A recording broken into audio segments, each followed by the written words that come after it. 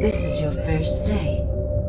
Your designation will be RP-01/138. We expect great things from you.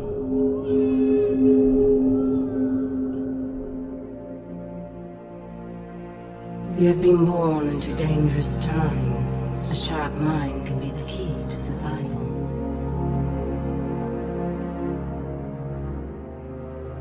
But as often as not, it will be your inherent physical traits that win the day.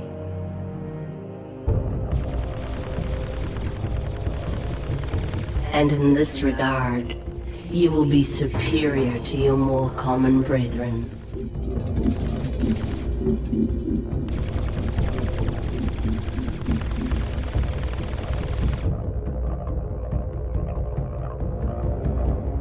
For you are a commando, an elite unit, something truly special.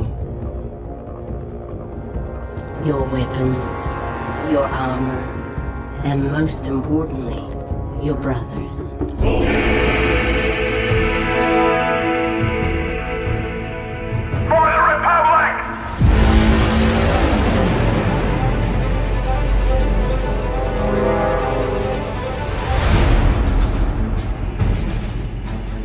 All right then, listen up.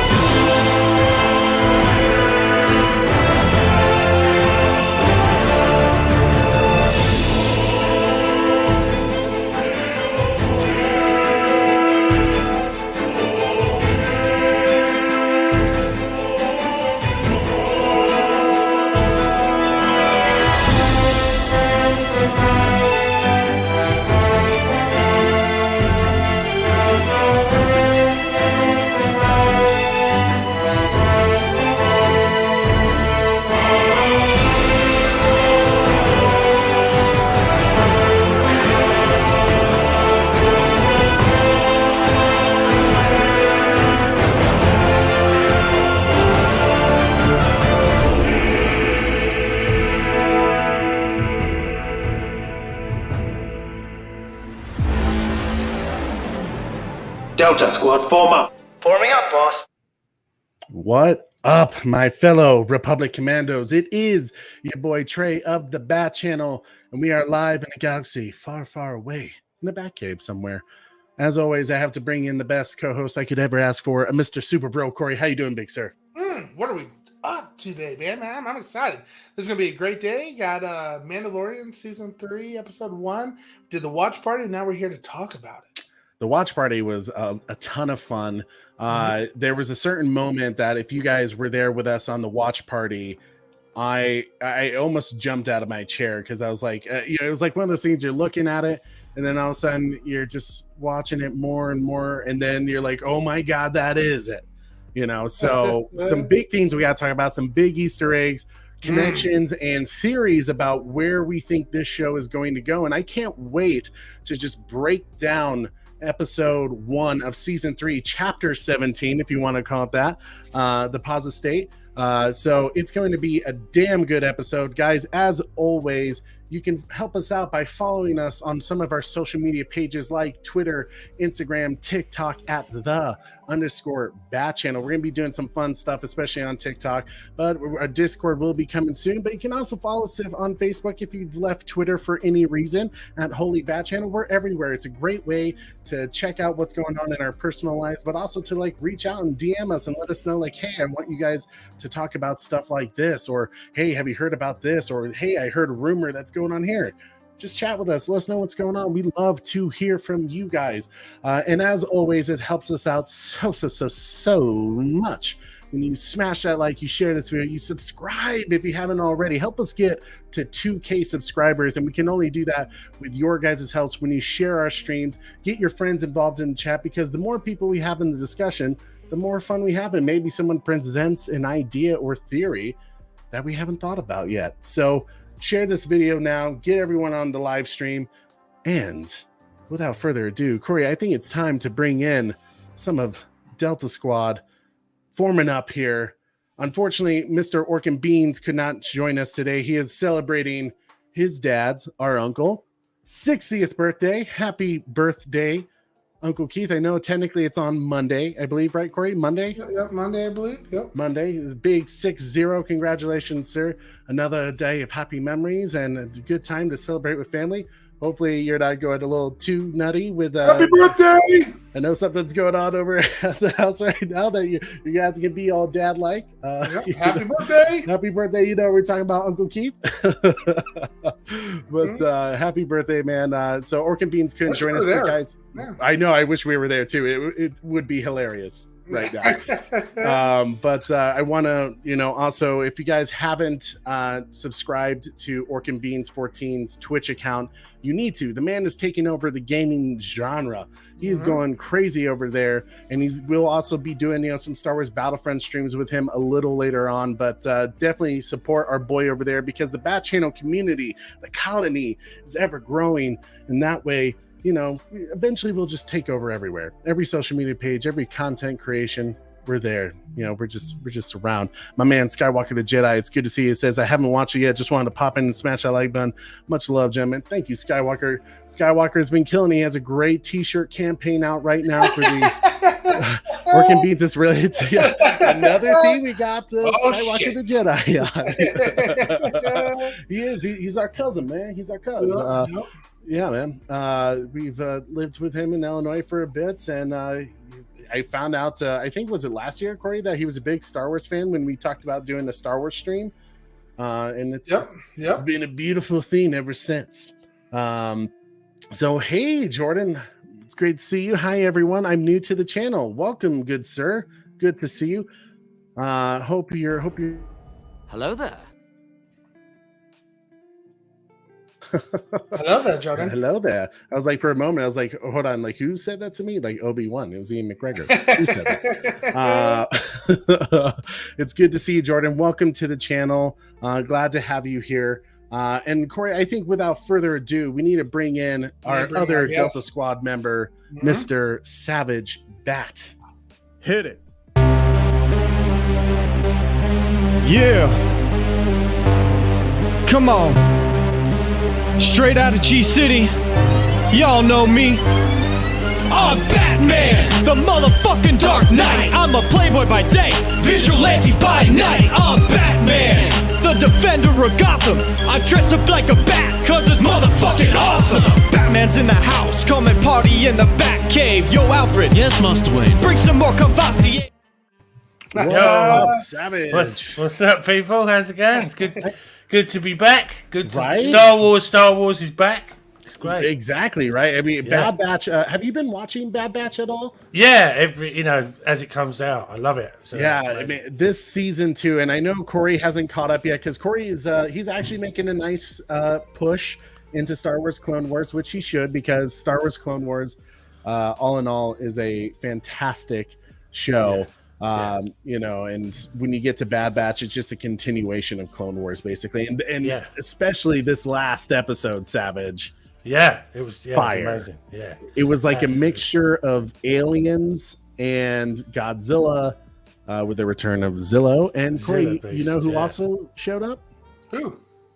Scorch from Star Wars Republic Commandos of the Delta Squad. Really? Yeah. Yes, sir. And it was confirmed. A lot of people are like, "Is he Scorch?" Because he doesn't have the backpack, but it's like in IMDb in the credits, the character's listed as Scorch, so it is him. So he's canon, as we knew he was canon in Clone Wars, but we haven't seen him since. So great to see some of the Delta Squad returning. We still need a Republic Commandos too, please. 100%. It's getting on a bit now. Right? I mean, it's a game that 20 we years. all love. And you know, especially when they did that like remastered like I have that edition. on my Switch. I love it. Yeah.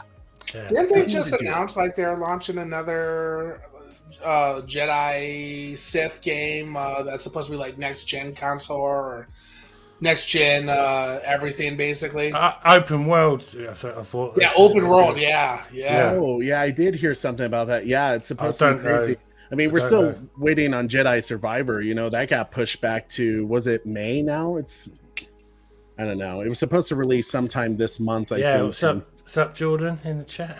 Hey, Jordan. Do you know Jordan? Yeah.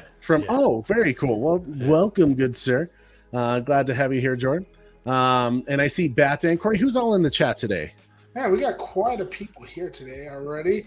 You know, we got Bat Dance Thoughts in the house, Trevor H, Bat Fanatic, Red Hooded Outlaw, Oracle's Clock Tower with a hashtag Delta Squad. Hashtag Restore the Snyderverse guy.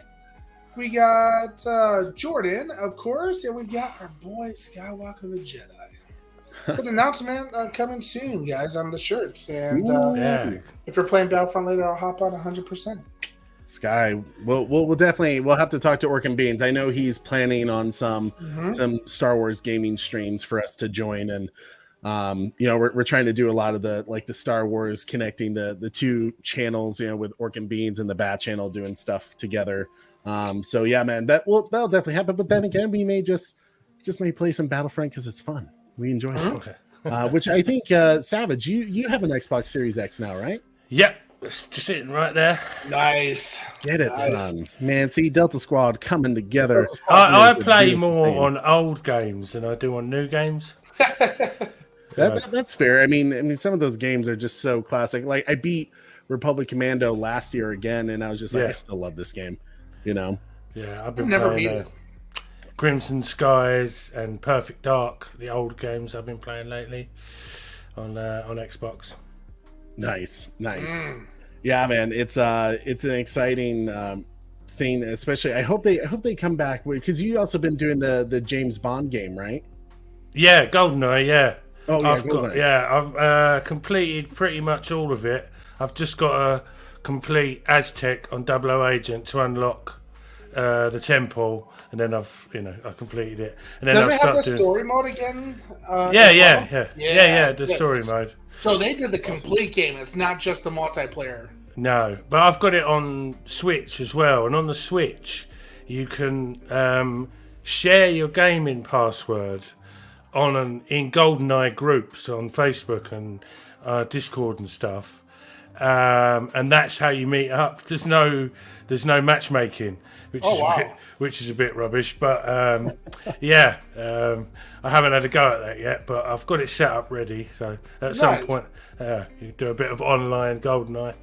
Yeah, that'd be fun. I dig it. That's fantastic. Well, guys, obviously, Mandalorian Season 3 has begun. Obviously, the hottest show on Disney Plus, Star Wars. Everyone is excited when Mandalorian shows up, just like they were with the Book of Boba Fett, which people are conflicted about the Book of Boba Fett. There was themes I liked about it, but I think everyone agrees that it could have been better. But really where it takes off is when it stops being a Boba Fett show and it became a Mandalorian season 2.5. 2.5, yeah. To kind of recap a little bit, because the truth is a lot of people didn't watch Book of Boba Fett, not as much as The Mandalorian. So some people may have been confused when they saw Baby Grogu with Mando and Din Djarin. So let's kind of break down a little bit about those last few episodes. And first, let's just give me your general thoughts about the Book of Boba Fett. What did you guys think of it? And where did you think, especially with those last 3 episodes, those were phenomenal? Let's start with Savage, and then we'll do Super Bro. Yeah, Mandalorian 2.5 at the end was really cool, obviously. But leading up to that, a little bit of a problem with the writing, I think. Even Tamir Morrison said they don't have a clue what they're doing. So, it fell flat a little bit until it got to the Mandalorian bit, really, which was amazing. You know, gunfight at the OK Corral. It was yeah, amazing. Absolutely loved it. Yeah, absolutely. Yeah, especially it was like a tonal shift happened. I think a lot of people were expecting Boba Fett I've got a theory on that there was actually going to be more episodes of just Boba Fett, and they added that Mandalorian thing in because it was getting such bad ratings. I reckon that's pretty much because it was a complete tonal shift. It didn't even have Boba Fett in it. Yeah, I reckon that's what happened. I reckon they panicked last minute and added that Mandalorian bit at the end because it was doing so poorly, I think. Yeah. I think it was a bit of a shock. I think everyone was expecting when you think about it, Boba Fett in Return of the Jedi was a badass. Empire Strikes Back, he was a badass. They were expecting to see this more savage side of him, and it was like when he came out of Sarlacc pit, he was kind of toned down. Just very like, learn the ways of the Tusken Raiders and become one of the people. And I think people were like waiting to see him like break, or like crack a little bit, and to be that savage like gang boss, really the godfather of the crime world, that just was completely brutal, and it never got to that point. He was very reserved and collected, and I think that caught a lot of people by surprise, and it didn't quite work. And hopefully maybe they recognize that, and they don't. I don't want them not to do a season A few two. people have spoke about it, including Tamara Morrison, saying that going forward we'll be going a bit more back to the traditional Boba Fett. So they kind of admitted that they did the wrong thing. So yeah. How about nothing's you, written, bro? Yeah, go on, sorry. Trey, when we first started watching Boba Fett, the book of Boba Fett. Where? When we first started watching it, we watched episode 1 and episode 2 right away. Without Wonder Wife there, so we kind of did that behind her back. But we watched it, and I think I fell asleep like during like the second one or something like that. It was a very slow start for me. It was the going back and forth from the flashbacks to the new stuff. It just got somewhat tiring of trying to figure out, okay, what's going on here. So I ended up not finishing it as it came out, and it wasn't until you said, "Hey, Corey, you need to watch this. Mandalorian 3 is coming up. At least watch the last few episodes here." I was like, you know what, I'm going to give it another go through. Watched it all the way through, and actually, the second time watching it and giving it its time, there's some slow parts, and I wasn't a big fan of the back and forthness, but it was actually not bad in my eyes. Opinion. I actually did kind of enjoy it. They did. You can definitely tell they did something wrong, because Boba Fett is just like such a popular character, and for people to kind of lose interest as quickly as they did with Boba Fett is kind of a shame in a lot of ways. So, Mandalorian 2.5 at the end definitely helped save it some, and like Red Hood Outlaw said, Boba Fett on the Rancor, that was freaking tight. That end fight scene was a lot of fun to watch, and Yep. Yeah, totally, dude. And I think that there was moments of that, right? Like, I mean, there was obviously some very cool elements to have. I mean, to see Boba Fett, again, was cool, even though he was toned down, and to see the kind of the culture of the Tusken Raiders was fun. But yeah, the Rancor was dope. Black Chrysanthemum, which is, from the Star Wars comics, just a complete badass of a character. It was great to see him. Absolutely. Maybe in some ways I just don't care about Tusken Raiders that much. Like, I hate them. I hate them, and not just the women, but the children too. But what did you think, especially because I know you guys, original big Star Wars fans, like Luke Skywalker appearing, and not only that, a damn good, what was it called? Deep fake. The CGI on that compared to it was in season 2 finale this was much improved, and it was just like, to me, the end of Book of Boba Fett, just seeing Luke Skywalker and seeing the Luke Skywalker that we all wanted to see in the sequel trilogy, which I don't like to talk about. It was, for me, it was nice. It was nostalgic. It hit all the things I needed from Luke Skywalker. Yeah. So, you guys agree? Yeah, definitely. Yeah, it was spot on. Really, really, really well done.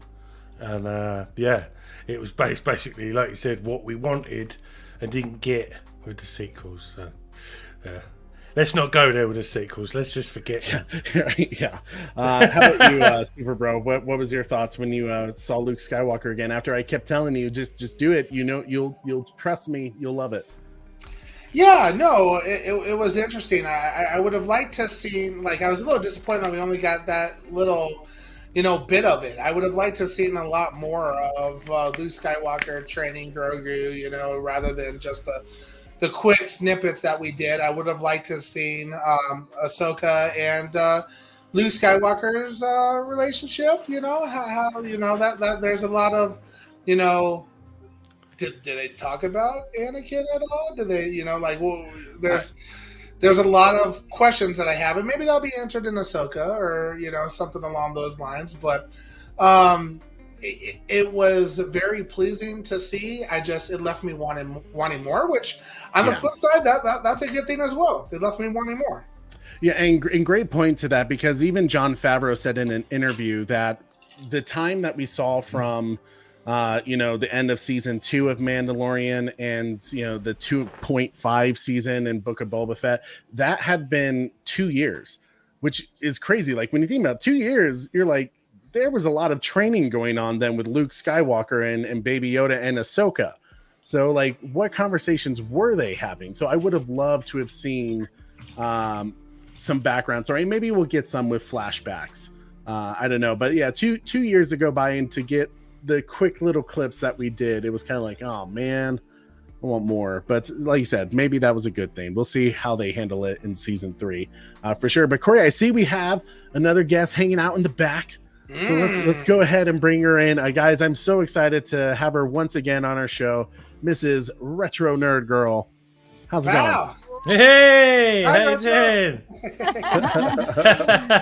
Oh you gosh, good. How are you guys today? Yeah, good. I missed it, you guys, so much. Yeah, same. All of you. Yeah. It's the first time on camera as well that we've, Yes. Yeah. Is it really? Oh gosh, yeah.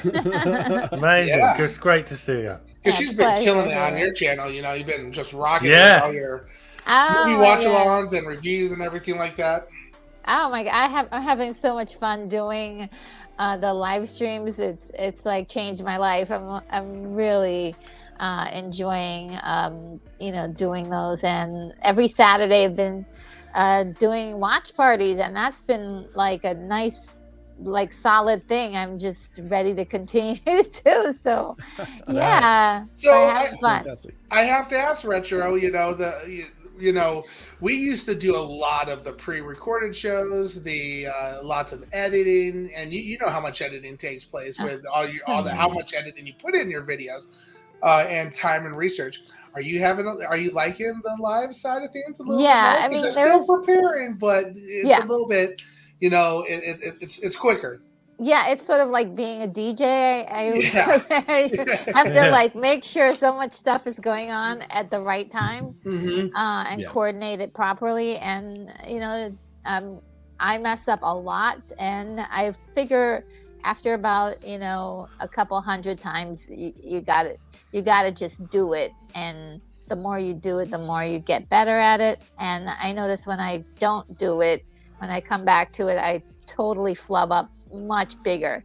So the more I keep it in practice, the easier it would be. It seems to be, and it's a lot easier than trying to edit the way I've been editing. So I've been trying to figure out ways of combining the two, but still.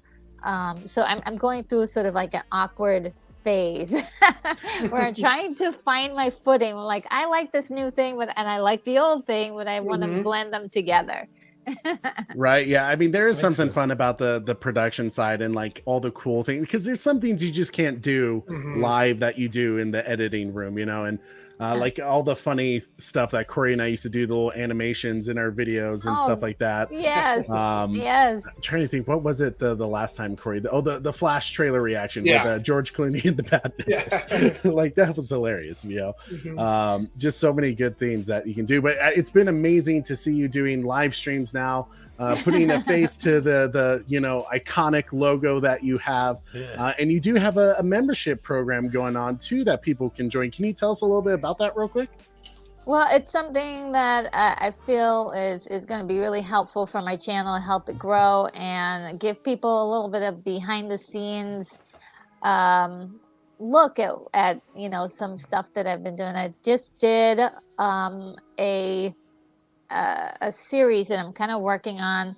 I did post one video of sort of my little tiny comic book collection, and just kind of going through my comics and talking to my members about what I have. There's some other things that I want to do with members behind the scenes, just to give them an idea of you know, what it takes for me to put together my videos and things like that. So that is definitely going to be something fun for me to work on, along with the Patreon program, which I do have quite a bit of. I try to do mission updates to let people know where I'm at the progress, which is sometimes difficult to do, but it is like helpful to let people know that, you know, hey, what you're investing in is actually helping grow the channel.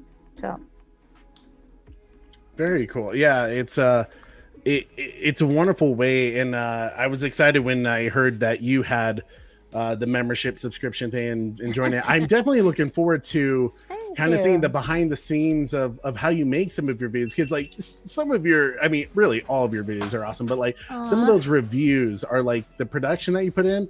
I look at that and I'm like, good God, that would take me a week to record and do a video like that. Like I don't even know how you do it. So I would love to see how you do it. It takes me a lot longer. That's the problem, but yeah, definitely. Well, they're fire. Oh, thank you so much. Thanks for having me on too. I mean, I'm a big fan of the Mandalorian, so I'm glad to be able to chat about it. Fantastic. Out of curiosity, so obviously right now, before we get into the brand new season, the new episode, we were kind of just recapping and talking about our thoughts about the Mandalorian season 2.5, which was of the last few episodes of Book of Boba Fett. What was your thoughts of those last few episodes? Well, I did enjoy those episodes. However, I was really disgusted by the format of having to watch Boba Fett in order to find out about, you know, updated information about the Mandalorian. I was very I'm not really pleased about that. However, it's all good stuff, right? So it was a good story piece, and if you haven't watched those episodes, you'll be a little lost when you start off with episode 3. So it's a prerequisite and a requirement to watch those episodes in order to like fully be immersed in this world. Yeah, absolutely. There was definitely it was kind of funny. Orc and Beans had messaged me. He's like, hey, do I need to watch Book of Boba? And I was like, yes. You need to watch the last few episodes. And he reached out to me after watching. He's just like, the last few episodes, awesome. He's like, but the editing pissed me off. And it's so funny because, like, you know, with his, you know, career background and his education, like, yeah, it's like me with music. When I like listen to music, even at concerts, I can tell when things go wrong. And you know, when things are done right, and you kind of just like scratch your head and go like, why did that happen? Like you're Hollywood, like you should be nailing this right now. And it was just funny to hear him text like, they edited this all wrong. I was like, oh, well, did you find any enjoyment out of it? He's like, well, yeah, like, you know, Luke Skywalker and Mando, like, okay, cool. So like, as long as you get some enjoyment out of it.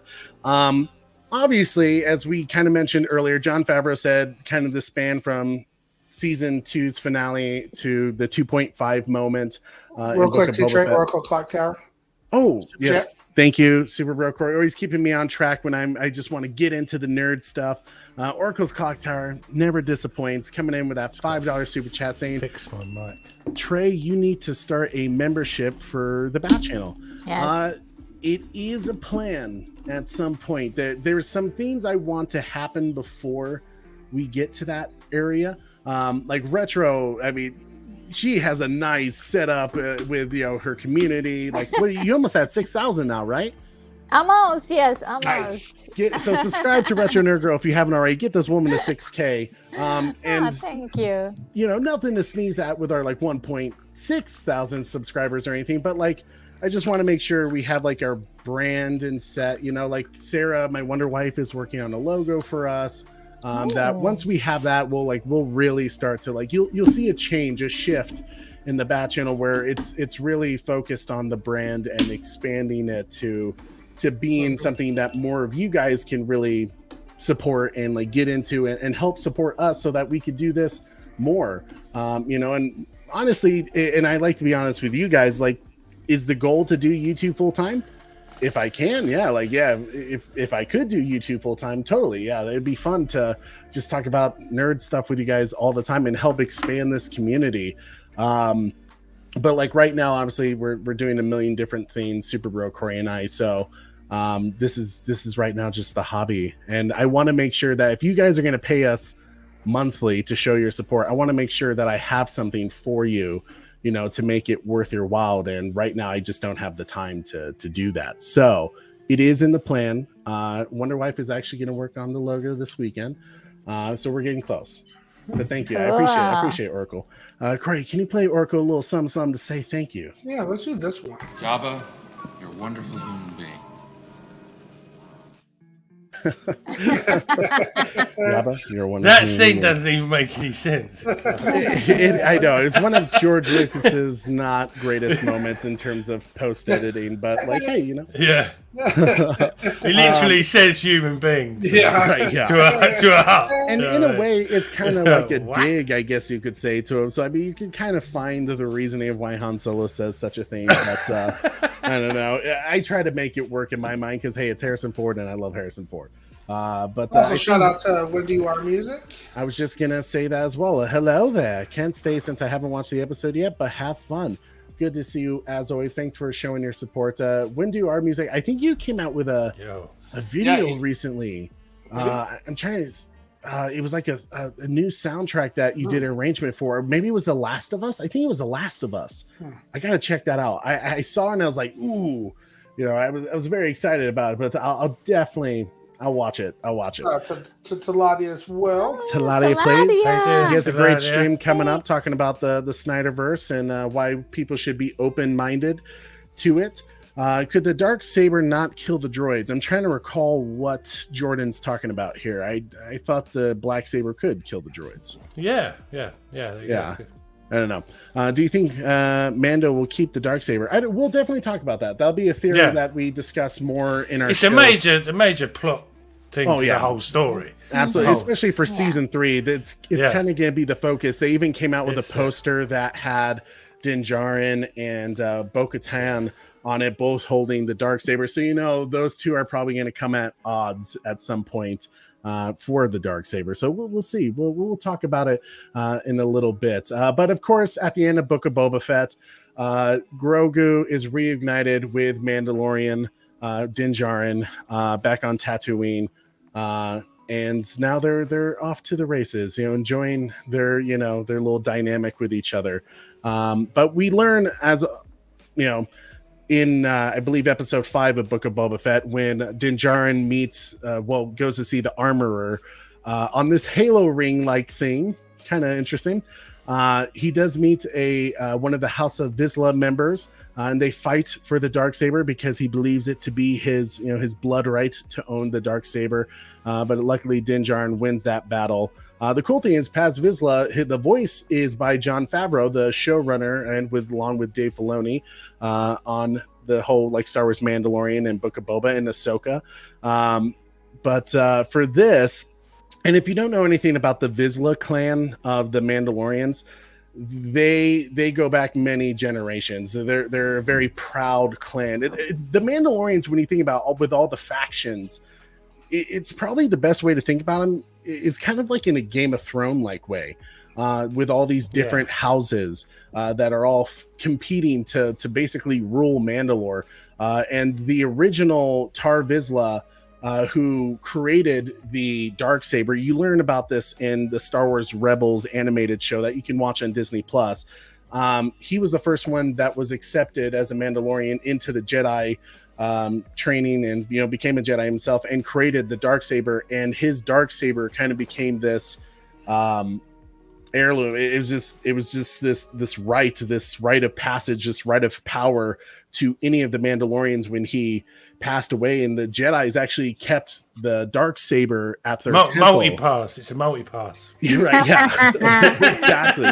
Multi-pass. They actually kept the Darksaber though at the temple, and the Mandalorians were kind of pissed at that because they looked at it as this like shining example of power. So they stole it, and it created this whole war between the Jedis and the Mandalorians for generations. So all you really need to know about the Darksaber is the Paz Vizsla believes it's his right to own such a saber because of family ancestral line going all the way to Tar Vizsla. And so that's why he fought Din Djarin for it.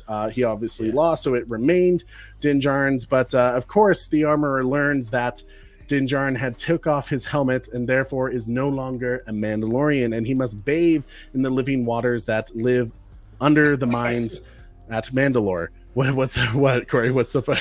It's just how you said it. Just bathe in the waters, in the living waters. Now, well, in a way, Corey, it's very like it's like Christianity, like baptism. And in the water where these mines are, where they get all their Beskar metal and ore to make the metal that is of Din Djarin's armor, you can kind of tell that it's a very religious value. It's holy water essentially to them.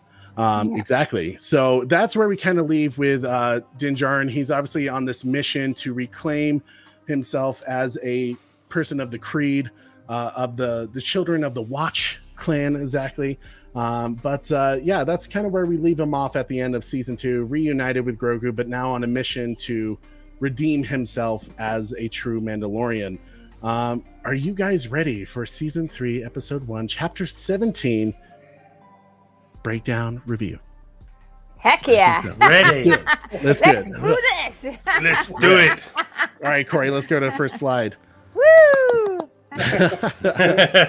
Okay, so now this was very interesting. Obviously, when this first begins, did you guys notice the hammer hitting? The sound effects of metal and hammer kind of clanking as they were showing all the intros and the title card of The Mandalorian. Did you guys catch that? Mm-hmm. I was thinking this was a callback because it's Jon Favreau to Iron Man. Because it was the same credits that they used with when Avengers Endgame, when Tony Stark died, and then I think even in the beginning, just kind of the iconic scene of Tony Stark hitting the metal to create the Iron Man suit. It was very reminiscent of that, and I thought it was kind of a nod to Jon Favreau for that very reason. And but we obviously returning. What's that? And that Iron Man's returning. Yeah, Tony Stark is going to show up as the head of the house of Vizsla. No, I'm just kidding. But we see the armor. She's hammering away, building a new Mandalorian helmet, as there's going to be a ceremony with this young gentleman who is looking to take the oath of the creed of the Children of the Watch. And I got the sense, I don't know if any of you guys did, but because of how they shot it and edited this, it seems like to me that this child was the son of Paz Vizsla, who was kind of the big hulking Mandalorian, who kind of had similar color schemes to his armor. Did you guys get that same sense? We'll do like Savage, Retro, and then Super Bro. Oh, okay. Oh, sorry. Yeah, it's same color helmet, and he did kind of go to protect him a little bit more than everyone else. But the one thing I noticed about this scene was they made the helmet for that kid, but surely that helmet's going to be too small for him in like a year's time. You know, she's they're gonna gonna have to like remake a helmet every year, like remold it as he grows older. I thought that was a bit like, but hold on a minute. Right? Yeah. Retro, you were saying that you think he is the son of Paz Vizsla? It's possible because there are, I noticed the color compatibility as well. I mean, initially when I first saw the scene, I thought that it was actually a flashback.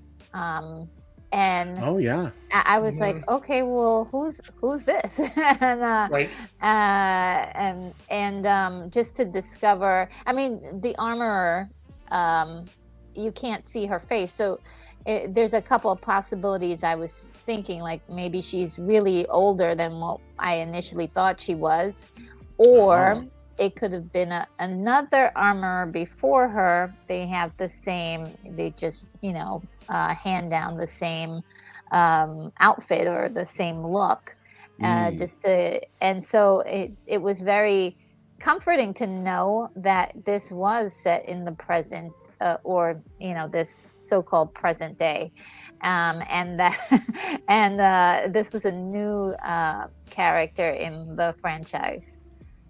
Yeah, and it was very cool to kind of see how they do their ceremony of this. So we've seen a few flashbacks with Din Djarin about him kind of becoming a part of the Children of the Watch.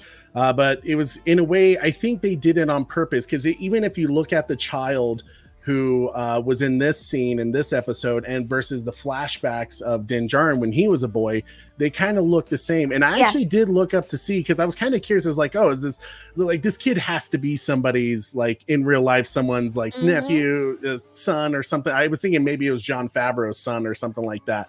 And he's actually the son of Jimmy Kimmel. He played the Tusken Raider child in the Book of Boba Fett as well. So kind of a cool little side Easter egg there for you guys. Oh, he's his son. I thought somebody said that he was his nephew. Oh, or yeah, maybe he is this nephew in relation of Jimmy to Kimmel. one of them. Related to Jimmy Kimmel and somehow son, nephew. Yes. I think you're right. Yeah, maybe it is the nephew. I thought it was son, but I think you're right. I think it is nephew if I read that correctly. Super Bro Corey, your thoughts about the kid possibly being of the House of Vizsla? Yeah, to be honest, when I was first watching it, I also thought it was a flashback as well. So, it kind of caught me off guard at first. I can see where you say that. Definitely guarding him a little bit more. And yes, I also thought the same thing about his helmet being like, that's supposed to be the helmet that he wears forever, right? Like, yeah, like grow into it. Yeah. And how's it like deformed heads? Like, He takes off his helmet. It's just like it won't come out. It's like shaped like a Lego head. Oh man, that poor kid. One thing I noticed though about the Creed, as he's saying it through, when it gets to that part where he's supposed to say, like, I promise I'll never take off my helmet, that's when the sea creature, which as a kaiju fan, Godzilla and stuff like that, seeing that turtle crocodile thing, I was like, this is great. I'm so happy right now. And it was wonderful to see that, like, this kid doesn't finish the Creed, so I wonder if that they're going to come back to that at some point. I get a feeling that this kid might, because if he is of House Vizsla, he might come into play further down the road. Maybe he will be like his father and say, hey, that Darksaber is my right. Grogu's gonna have to choke him out. It just seemed interesting to really, like, when you think about how important the House of Vizsla is with their heritage, their legend of the Darksaber, and really a sense of right of their weapon, right? It seems interesting to kind of have them in the side, the side of the curtain, and not really make them come into full play here. And I just feel like they're waiting on it. It's about to explode at some point with these characters, with the clan of House Vizsla trying to take over Din Djarin or whoever has the Darksaber at that time. I think they're going to be a force to reckon with at one point. But yeah. What did you guys think about, obviously, Din Din Djarin comes to the rescue because they can't really. The Mandalorians, while we're seeing all their incredible weaponry and their tactics to try to take down this creature, they're not really doing any damage. It kind of has like the scales of a Zizlo, which, if you guys don't know what Zizlo is, it's a kind of like a kaiju character that you first met in Star Wars Clone Wars, that had scales that were basically indestructible. And Darth Sidious had, well, at the time he was a Chancellor. The Chancellor had them use its scales and used it for cloning properties that some people believed it was going to be used to create armor for the Death Star. But it just showed up in Bad Batch last Wednesday. So the curiosity of cloning, and especially with the Zillo character. Zilla Beast, yes.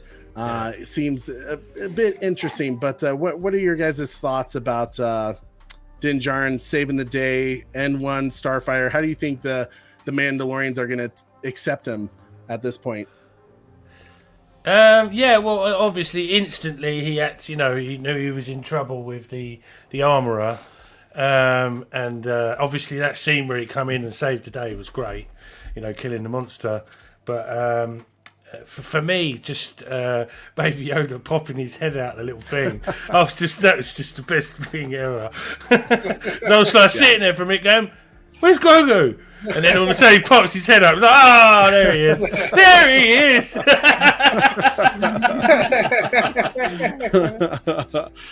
How about you, Retro? Yeah, I have a lot to say about this scene in particular, good and bad. One thing in particular that I'll start off with the good. One, I absolutely adored how they all the Mandalorians got together to try to take down this beast, protect the younglings, and really go after it. I was a little disappointed at the fact that they really didn't make any headway on it, but it was a display of courageous effort. And one of my favorite parts was they were like, "To the sky!" And I was like, yes!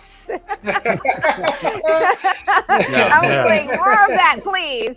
Yeah. And so there was a bit of excitement in that, and I adored that. As far as, Din, swooping at the right moment. I wonder if he was just kind of like waiting in the rocks, waiting for something to happen where he could come in and kind of be the hero and swoop in. But I digress. It was very nice to see that he came in, but it didn't really seem to matter to them. They didn't get "Hey, yay!" They were kind of like, "Oh, it's you." Yeah. And it's kind of.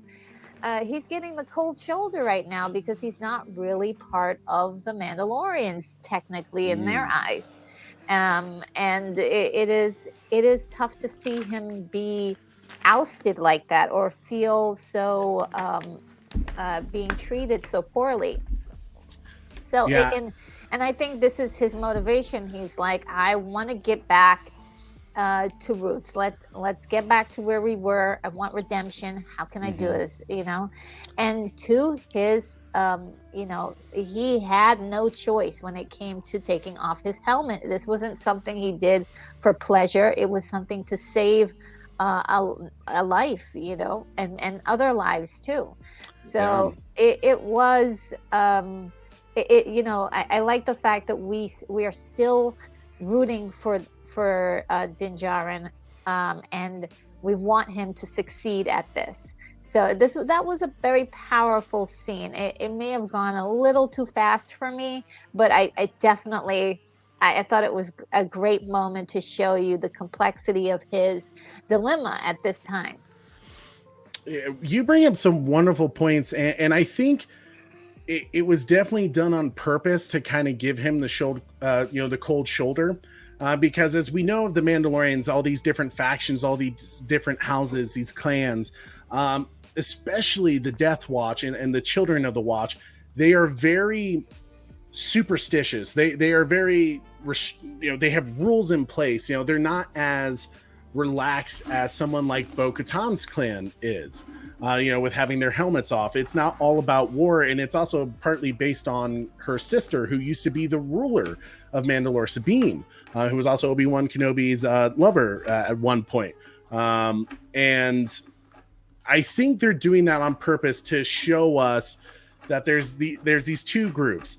One that is superstitious. They believe in the myths and the legends of Mandalore and the Mandalorian way. And then you have this other group who is kind of the modern, the new Mandalorians, right? The relaxed, and kind of just as you see with any religion, right? With like how hardcore, the original Catholics are with the Knights Templar and stuff like that, to now kind of where we at nowadays with the Christianity religion and the kind of the modernization of that, as people kind of just go, okay, those rules are a bit too strict for me. Like, how do I tone it down a bit to make it more accepting and welcoming and stuff like that? And you're going to deal with that kind of that civil war, that battle of it.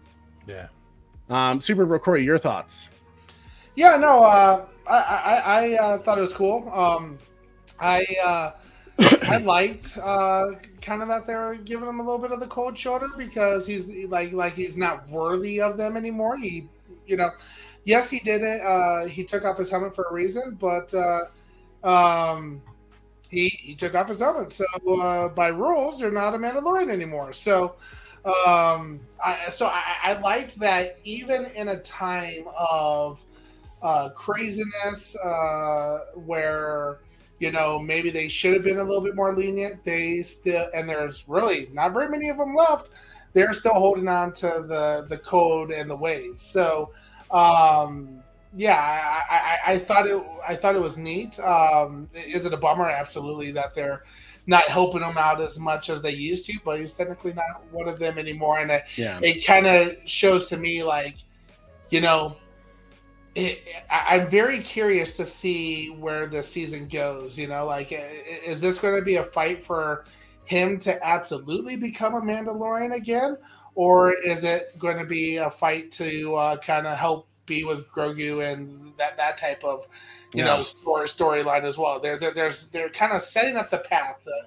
Is their path of going to be like a father figure to Grogu, or are you going to be taking a path back to the Mandalorian in the way? Absolutely, great points, man. And see, this is what I love. I think you guys are heading in the right direction of what of theories that I'm guessing too, is that at some point these like two tribes and these ideologies of what Mandalorians are supposed to be, I think, are going to come at a collision point.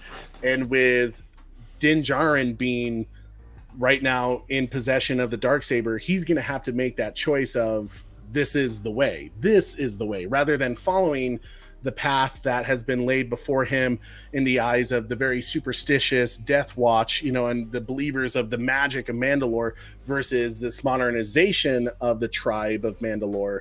He's going to have to be the voice that says, we are just one Mandalore and this is our way, and I think that's going to be a very interesting story to see which direction he's pulled. Yeah, and I agree with that, because this is a tough thing for him. The only place where he was ever accepted or loved, or besides his original family, after this whole his traumatic situation of losing them, were the Mandalorians, the Watch, who took care of him, and brought him into their fold and accepted him and taught him their ways. And so this is going to be very difficult to program for him. I do hope, and I'm hoping that there is a blending between the two, and maybe Mando is the one, not to be prophesizing, but that he is the one to kind of bring everybody together. And because right now they're just all over the place. I mean, they're just not, they're disenfranchised. I used that word before somewhere else, but they're just totally scattered. And many people are just doing their own thing. And many people are just not even, following any of the rules of Mandalorian culture. And so they've lost a lot of their culture. And the ones who do, if you remember Bo-Katan, when she meets Din Djarin, she was like, "Oh, so you're one of them," Yeah. And it's very much like this person who's tired of, like, you're not good enough to be a part of the clan because you don't follow enough of the rules. So it's a lot like what people are going through with different sects of religion. You have Baptist, Catholic, this group, that group, and how they kind of don't really want to come together, even though there are many similar concepts that they follow.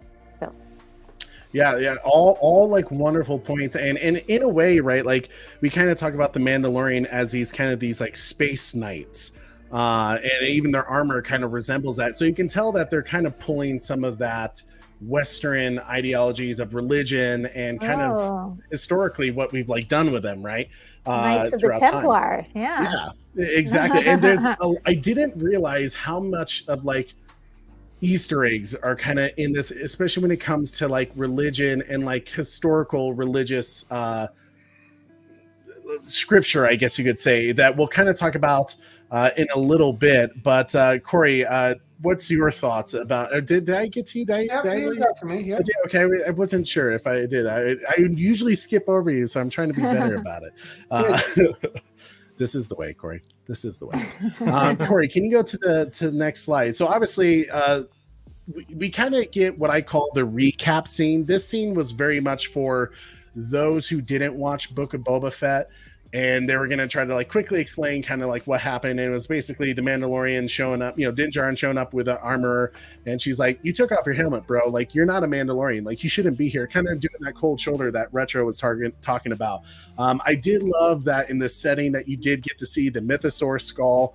That looks like it's in Beskar metal. That, like, to me, that was just like a cool, just like, oh, awesome, great to see it. But he talks about, like, I'm going to go bathe in the living waters under their minds. And she's like, but the planet's poison. It's been destroyed by the Night of 1,000 Tears from the Empire when they purged it, bombed the hell out of it. And it's been crystallized, a poison everywhere. And he kind of shows her this first bit of proof that says, hey, maybe it's not poisonous to be there. Like, maybe I can actually accomplish this. And he shows her this shard that he got from a Jawa, that is of Mandalorian scripture, but it's been crystallized. Huge fan of Retro. Yeah, that is the way. Of course, Koj. You already know. Koj, is so good to see you guys. Thank you so much, Koj. I totally have to like break a moment here from what we're discussing about to talk about. Koj had an awesome show last night for Snyder Cut Fighters. He does this whole gaming WWE stream, wrestling stream, and he's made like characters of different people that like we know amongst our community. And we're honored that Koj had made Super Bro Corey and I a couple of his characters and athletes in this. And I know I shouldn't get a big head about this. I shouldn't get an ego on, but it was, as a wrestling fan myself, it was a cool moment that our characters fought for the tag team championship title last night against Victor Koo, nonetheless, the mighty Pegasus, who's made some incredible artwork. If you haven't checked out Victor Koo's the mighty Pegasus art, like, you need to. It's phenomenal. But Corey and I, we came out on top last night. We became the tag team champions. And we stayed on top, boys. We stayed on top. It was so fun. Me and Mighty Pegasus were actually tweeting back at each other, kind of throwing some fun banter, just being silly, to kind of make it feel like a real event. And it was just a blast. It's just a great way to have fun with friends and to kind of just, I don't know, just be silly every now and then, kind of de-stress a bit. And it was fun, man. Thanks, Koj, for that fun night. Hoping we can hold on to the title, but something tells me, Corey, we ain't never getting rid of the title, baby. We're getting rid of it next show. No. We're gonna get our asses. How many did Goldberg win in a row?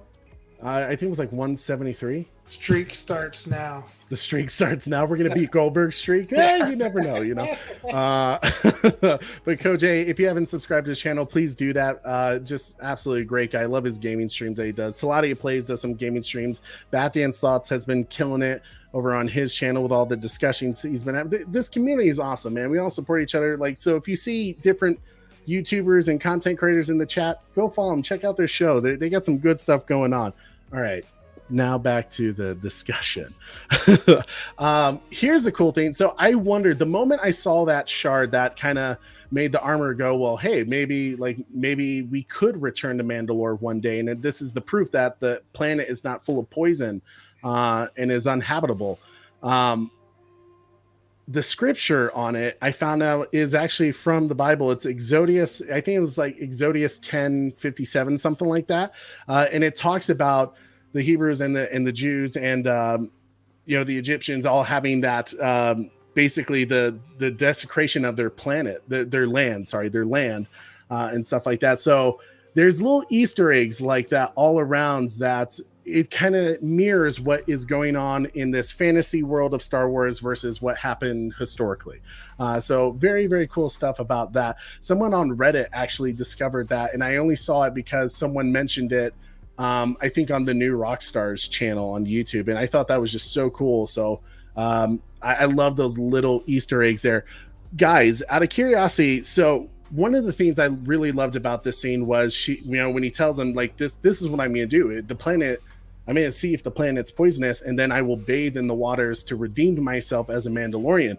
And she says, this is the way.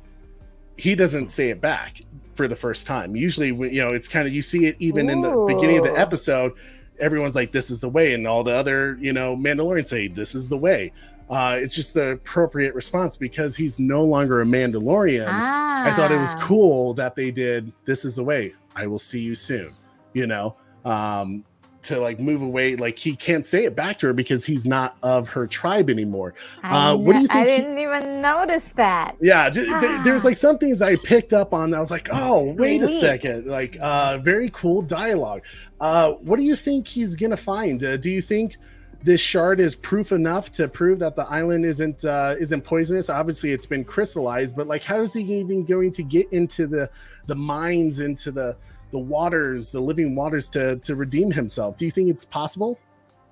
Possibly. You know what I mean? It's just one of them things that's we're going to have to find out next time on the Mandalorian. Well, out of curiosity, to add on to it a little bit, and everyone can say, do you have a theory about what he might find on the planet? Or do you think it's going to be as simple as he gets there, goes through a bit of a trial to get into the living waters, and there it is, that's the story? Maybe find something about the original ruler of Mandalore himself or something. Some scriptures that, like you said, will unite the clans and unite the differences. Something like that, like a bit of Indiana Jonesy type stuff, maybe. Okay. Because he does keep saying, "I'll go find out myself for the truth," as if I don't believe you. Like someone's lying about the planet being poisoned. There's something dodgy going on. Just in a way, right? Like he kind of has no other option. Like whether it's poisonous or covered in crystals, either way, his mission is to become a Mandalorian. If there's only one way to achieve that redemption, he's kind of like, well, I guess this is the way. This is what I have to do to get what I want. So kind of very good, interesting point, Savage. How about you, Retro? Yeah, one thing I learned about this. The series in general and in this particular storyline, Din is very stubborn. So when he gets something in his mind to do it, he goes after it, which is, really admirable. So he's got his mission. He has a motivation, which I adore. Like each season he has a new motivation that he starts out with, and it transforms into something bigger. And so in this case, he starts out, with this motivation to want to redeem himself, and perhaps that will transform into, being more important to his people, and actually like try to bring people together or lead in some way. I think the dark saber itself, like having that dark saber, is it's a cool tool for him to have, but it's also like he has to step up to the plate because he has it. And being disenfranchised from that the watch, there's something incomplete about him having the Darksaber. So I think he probably will find something. He'll find something, and whether it's information or actually get a chance to do this sort of baptism, he's going to do it. I have no doubt that he will, unless it is, it utterly is impossible for him to do it. It will break his heart, and he'll be like, okay, I can't do it. And so now where do I go from here? So it may be a situation where he just can't become a Mandalorian again, or part of the Watch, or he's some sort of hybrid. So it's interesting to find out where they're going to take the story. Ultimately, we can have as many theories as possible, but it's about finding out which way they're going to go and hoping that they're going to make it juicy. It's a juicy story for us to really sink our teeth into. So I'm excited about which way they're going to go. I love it. That's cool. Yeah. Super Bro Corey, your thoughts about, do you think the rumors are true about what's going on Mandalore? Do you think it's poisonous, or do you think he's going to find something else? I think he's going to arrive, and there's going to be a lot of trials there. There's going to be a lot of things that he's going to have to go through in order to get to the point of redemption. And along the way, he's going to learn new things, see new things, and I think there's the big crossroads is going to be whether or not he fully dives into being a Mando again, like Retro was saying, or if he, creates this new way in some way of combining all the Mandalores together again. So I think we're heading down a route like that. We'll definitely see a lot of trials. We know how bad he wants to, be a true Mandalorian, but Grogu picked him. Grogu picked to be with him. So how does that all work into the mix of things? Mm-hmm. There's going to be something that, he's not going to be able to commit 100% to the way. So yeah. Corey, great points. And he actually made me think of something, because I was thinking, what if Grogu in a way is mirroring what Din Djarin's story is going to be? He had Grogu had a choice to choose the life of a Jedi, but he refused it to be with a person he wants to be. What if this is the same deal for Din Djarin? He has the Blacksaber right now. It's within his right and power to lead the Mandalorian clans and all the fractions to return to Mandalore to claim whatever. He doesn't seem to want it, though. When he was speaking to Bo-Katan, as he was walking away from her, he was shaking his head like, "Oh, I've had enough of you." Yeah. And he wasn't too happy with the armorer either, really. He was kind of like, "Oh, where's this going to..." You know what I mean? How are we going to wrap this up? Yeah. But I think that if he does unite the clans somehow, I think he will either give it up or be killed. In the process. So I have a bit of a theory myself about Mandalore, and what really made me start to think about it was actually the recent episode of Bad Batch. As we learned in Bad Batch, this newest episode, we learned that there's other cloning facilities that the Empire has set up for the Emperor. And what was kind of going on through my mind is who has told anyone about Mandalore being poisonous, being basically inhabitable, that crystallized, that you can't go there? And I was saying who spread that rumor? And I was like, well, what if the Empire spread that rumor that Mandalore is uninhabitable and that no one should go there? And as I was like further thinking about it, there was a certain Darth Vader comic that I was thinking about that Marvel did, where they had talked about Darth Vader stays on Mustafar because of the Force.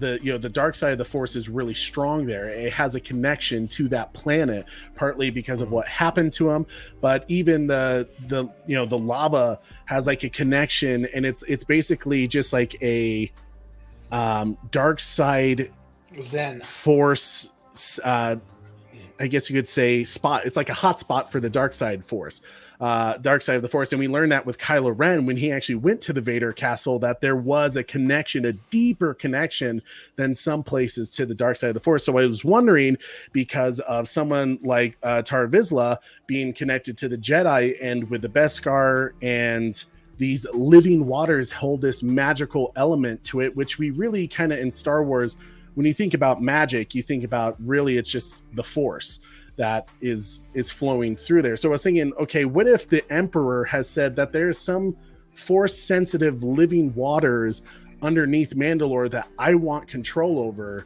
and they're setting up cloning facilities on this planet, but they don't want anyone to find out about it. So what better way to say we bomb the hell out of it and it's now poisonous? And yet here we found this shard of scripture, Mandalorian scripture.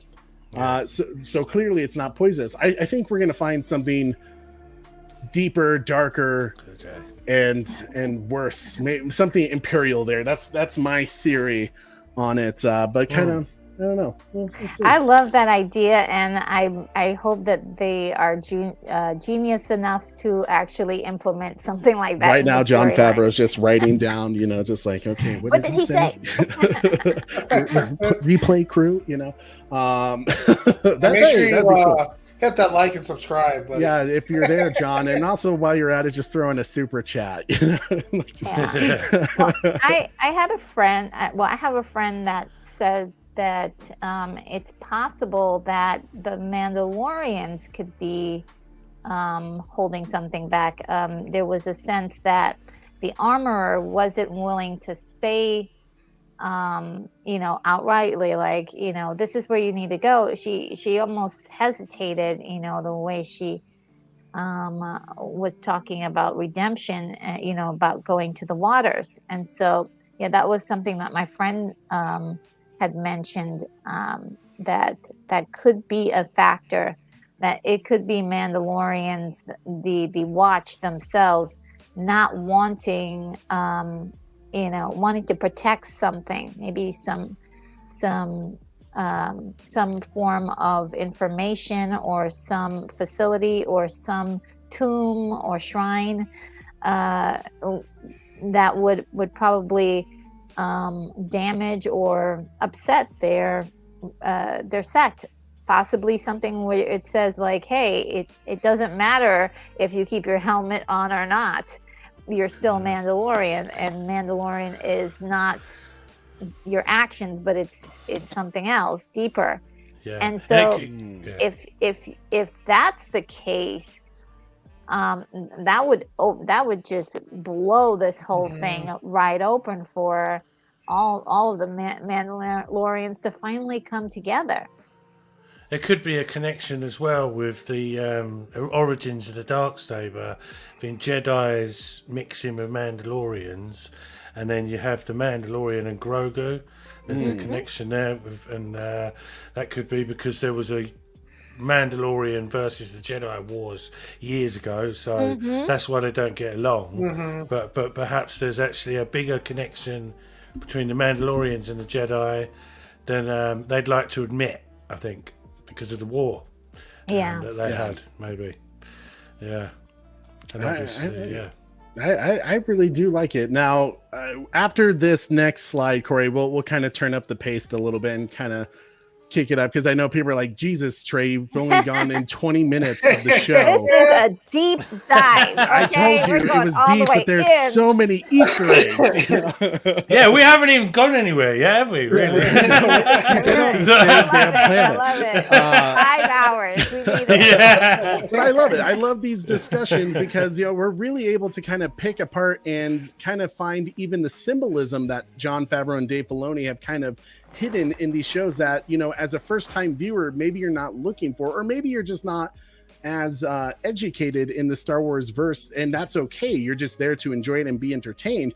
But if you do look deep into it, sometimes there's hidden messages that make that scene all the more better. And those first couple of scenes were definitely filled with just little goodies all around. But the next scene, and this is a scene that Corey and Orc and Beans were laughing at me because I practically jumped out of my seat because it was crazy. But when they start traveling through light speed, and Grogu happens to see this shadowy figure, and at first I was like, oh, that's cool, that's peaceful looking. And wait, hold on, what?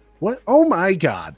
They're Purrgil, which are those hyperspace like squid whales, space whales, basically, space whales that we met in Star Wars Rebels. And the reason why this is huge, and this is where I wonder a little bit of what is the big reveal. What is, because, you know, Jon Favreau kept saying, hey, there's going to be a Luke Skywalker, you know, level event here in this season 3.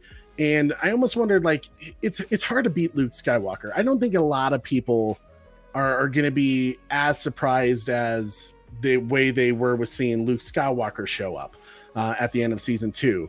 But I think for Star Wars fans, people have always wondered since the finale, and hopefully I'm not spoiling anything here of Star Wars Rebels. It's been out for a few years. I know Corey hasn't watched it, but Corey will forget it. Yeah, close your ears now. Close your ears. Earmuffs, Corey. Earmuffs. you got to put them through the... No, I'm just kidding. Ezra and Grand Admiral Thrawn, they go missing at the season finale, which is why when you see Ahsoka appear in season 2 of Mandalorian, and she says, where is Grand Admiral Thrawn? Meaning that he still survived the event that happened at the end of, you know, the series finale of Rebels. And that, I mean, when you saw the Purrgil in this scene, they basically connected Ezra and Grand Admiral Thrawn. So I think at some point, because we know this show will probably lead into whatever is going on with Ahsoka's show. That's already been confirmed. That's what's going to happen. Yeah, so yeah. I think whatever big reveal, it could be Grand Admiral Thrawn with Ezra, something of that nature. That was a great scene in Rebels, and Admiral Thrawn says, whatever happens next happens to both of us. And then boom, they vanished. You know, 100 million light years into another galaxy. Exactly. Wow. So Star Wars fans have always been wondering, well, where is Ezra? Where is Grand Admiral Thrawn? Where are they? Yeah. And obviously Ahsoka's show is probably going to answer that, but I wouldn't be surprised if whatever grand level event has something to do. I think this was a bigger Easter egg than people gave it credit. I think they purposefully... Oh, yeah. I was going nuts when I saw it instantly, you know, with the whales. You know, it's like, boom, oh my God. Yeah, see, I told you, Super Bro, I was like, I bet Savage has watched it. He knows. He straight away. I've seen Clone Wars and Rebels about 1,000 times on repeat. Yeah, see, I'm actually almost done with season 3 of Rebels right now, so I'm getting close to that moment. But Retro, have you seen Star Wars Rebels? No, I have not, but oh my God, I know all about this. Yeah. I do my research. This girl never disappoints. What were your thoughts when you first saw that scene with the space whales? I thought it was really, I like the way it was shot, and a very somber moment. And I if you notice, you know, Din does not really pay attention to it or doesn't notice it, but only Grogu does. And so I was feeling like he was communicating, not communicating, but connecting with them in a way, but not really. Whatever it maybe scared him just a little. And I definitely feel like they're coming back in the show. They're gonna do something, whether it's just like to save the day, being a Deus ex machina, or there's actually some purpose to actually like communicating with them and or doing something with them. I definitely feel like it's gonna have I feel like everything in this entire episode is going to be called back later. It better, because don't waste my time showing me something that is going to show up in Ahsoka. Just give me good content, and I think if they're smart, they're going to use them again in this season. Retro, I'm so glad you're here, because you actually brought up something that I was gonna talk about as well, which was the fact that Grogu probably connected with them. As we know, Ezra could do that as well, and he did connect with the Purrgil, but we saw Grogu connect with the Rancor. So we know he has that ability, and he's strong with, connecting with other force sensitive beings. So I wouldn't be surprised if you're right about that. I think he was able to connect with them, which that's awesome. That's so cool. Super Corey, your thoughts about the space whales? Well, I don't know much about the space whales, and I didn't do my homework like Retro did. But one thing I did say when I was watching it live during our watch party is I got some Star Trek Voyage Home vibes, and it felt to me like Spock and the whale. Grogu was connecting with the whale as well. Like he's. That's one of my favorite movies of all time. Right? Yeah, mine too. Double dumbass on you. I absolutely agree. It's one of my favorite Star Trek movies as well, and that's immediately what it took me to. So Star Wars took me to Star Trek, and it definitely felt to me like they were vibing, and not knowing what these Purrgil are. I thought it was interesting if Grogu is connecting with them. Why did he get scared a little bit? What are they going to? Is he scared of them, or is he scared of, where they're heading, where they're going? Who they're maybe attached to or with. So I don't know if, to me, when he went up to kind of be with the Mando, I didn't feel that he, I felt he was asleep personally. He kind of had that kind of like head down, Cuddle dad. I felt like maybe he missed that portion. Otherwise, I felt like we were. Oh, I see what you're saying. Yeah, look to the left or the right, type thing, or a comforting moment that Dan would have said to Grogu. So, yes, I'm very curious on this Purrgil. That's what they're called? Purrgil? Okay. Purrgil. I'm curious what they are in to the way they were vibing with Grogu, because he got a little timid, and he hasn't been timid of too many things. You didn't see him really crawling up to Den when that big turtle alligator was there. So it's like some chill space whales. What are they doing out there? Interesting. Or maybe he was able to. Maybe they told him about Grand Admiral Thrawn. Well, that's what I meant by maybe they were warning him. Yeah. Ooh. Very interesting. Yeah. Very curious. For sure, right? All right, Corey, let's go ahead and go to the next slide. Now that I've had my nerd moment, that I was like so happy. That to me, that was seriously the highlight of the show. I got excited about it. But in the next scene, we see that, oh gosh, I'm totally spacing out the planet after I've been thinking about all the, is it Navarro 7? Yes. Yeah, Navarro 7. Thank you, Retro. So we get to Navarro, which looks a ton different than we saw before. It was, originally when we saw in season 1, it was almost kind of like another Tatooine planet. But clearly since, the Mandalorian saved the day and has kind of changed the tide on this planet, they've definitely prospered. And in a way, I really enjoyed this particular scene to kind of see how successful this town has become. Is in a way, it kind of showed us there's a, who does it? I think he calls himself Film Theory, how he talked about how the Empire's rule was better than the way after the rebellion took over, and it was the New Republic. And that always bugged me. Because yes, the Empire had order and people were too afraid to cause problems. But as we saw, even in Obi-Wan and Andor, that the Empire didn't do a great job in a lot of areas, right? Even with their strict orders. But here we finally got to see in a way, because the new Republic didn't take over. What's up, Sin Havoc? It's good to see you, brother. Because the new Republic didn't like spread their rules on everyone, be like, hey, you're gonna follow our plans, like this is how we're doing it. It's the same rules basically, but just new management. You got to kind of see, okay, because the new Republic kind of left people alone, the independency of different planets and communities were able to thrive without any form of galactic management. So that was kind of cool for me. Did you guys, what was your thoughts about what has happened to Navarro since the Mandalorian saving it? I thought that it was really interesting how they mirrored Lando Calrissian and Cloud City. Yeah. How Lando's like, we're doing all right for ourselves here, and the Empire leaves us alone. It was kind of like exactly the same thing. But I really like that, and I really like Carl Weathers' character in it. He's so super cool. It's like God knows how old, but he's still kicking ass.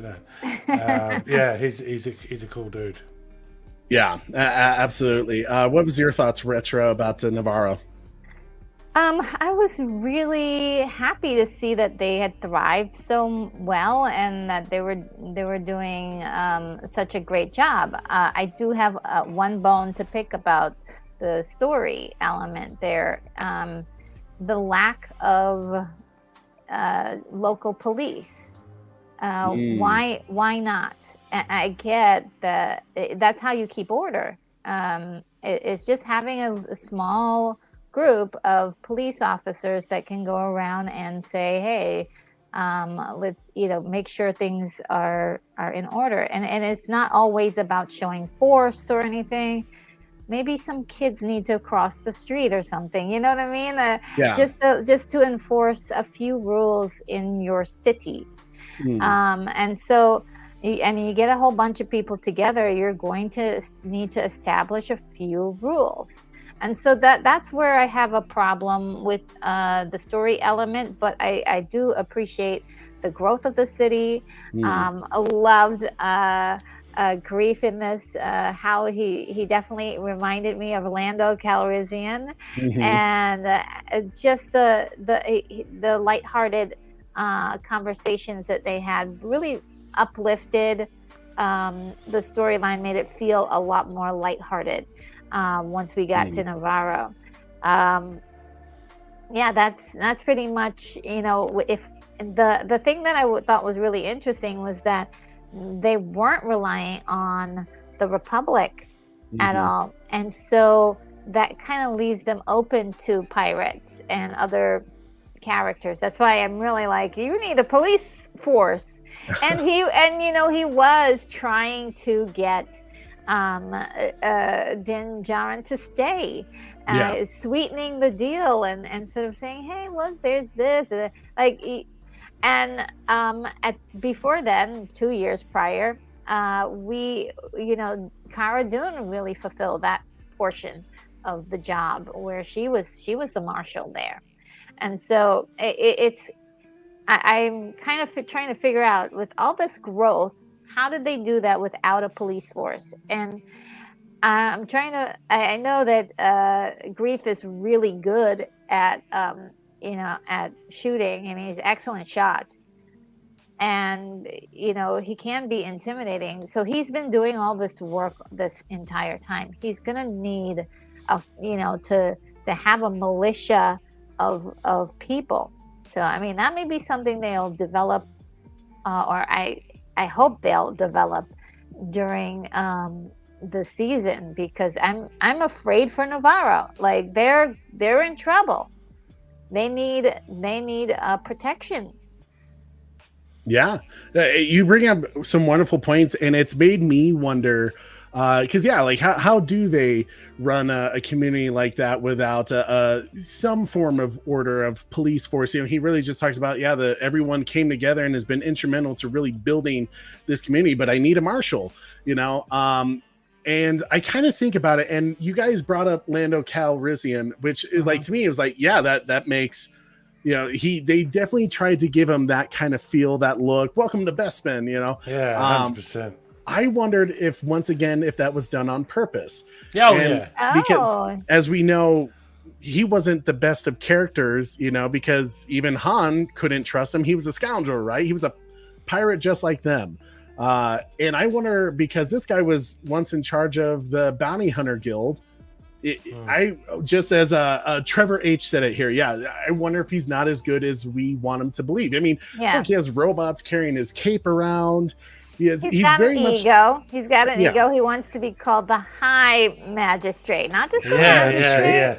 Yeah. He's kind of changed it a bit, right? Like, and while yes, he's like, yes, we have schools here. Like, it's not a bar anymore. Like, I mean, he doesn't even want to know Grogu's name. And like, okay, yeah, sure. Yeah. Which I know it's a little bit of Carl Weathers swagger, you know, but something tells me that, he might not be all good in this, you know, like for him to have contained control for so long and have dealt with all these suspicious characters like the pirates and stuff like that. I wouldn't be surprised if he's done some shady things to kind of get himself to that place. Do you think it was a setup?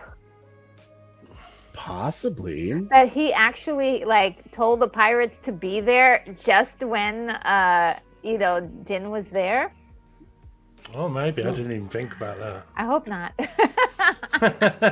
It's a good point. It's a good point for sure, because he's very adamant about like, hey, like, become part of our community, you know, like it will set you up right over here by the hot springs. It's like when you think about how quickly, and yes, it's been 2 years since he's seen them, but at the same time, this is the first time in 2 years the pirates stopped by, you know? Yeah. Yeah, I can see that. Fishy. Yeah. Fishy indeed, as we get a future Davy Jones soon. Corey, what was your thoughts about Navarro and what it's changed to in these last 2 years? Yeah, I got Lando and Cloud City vibes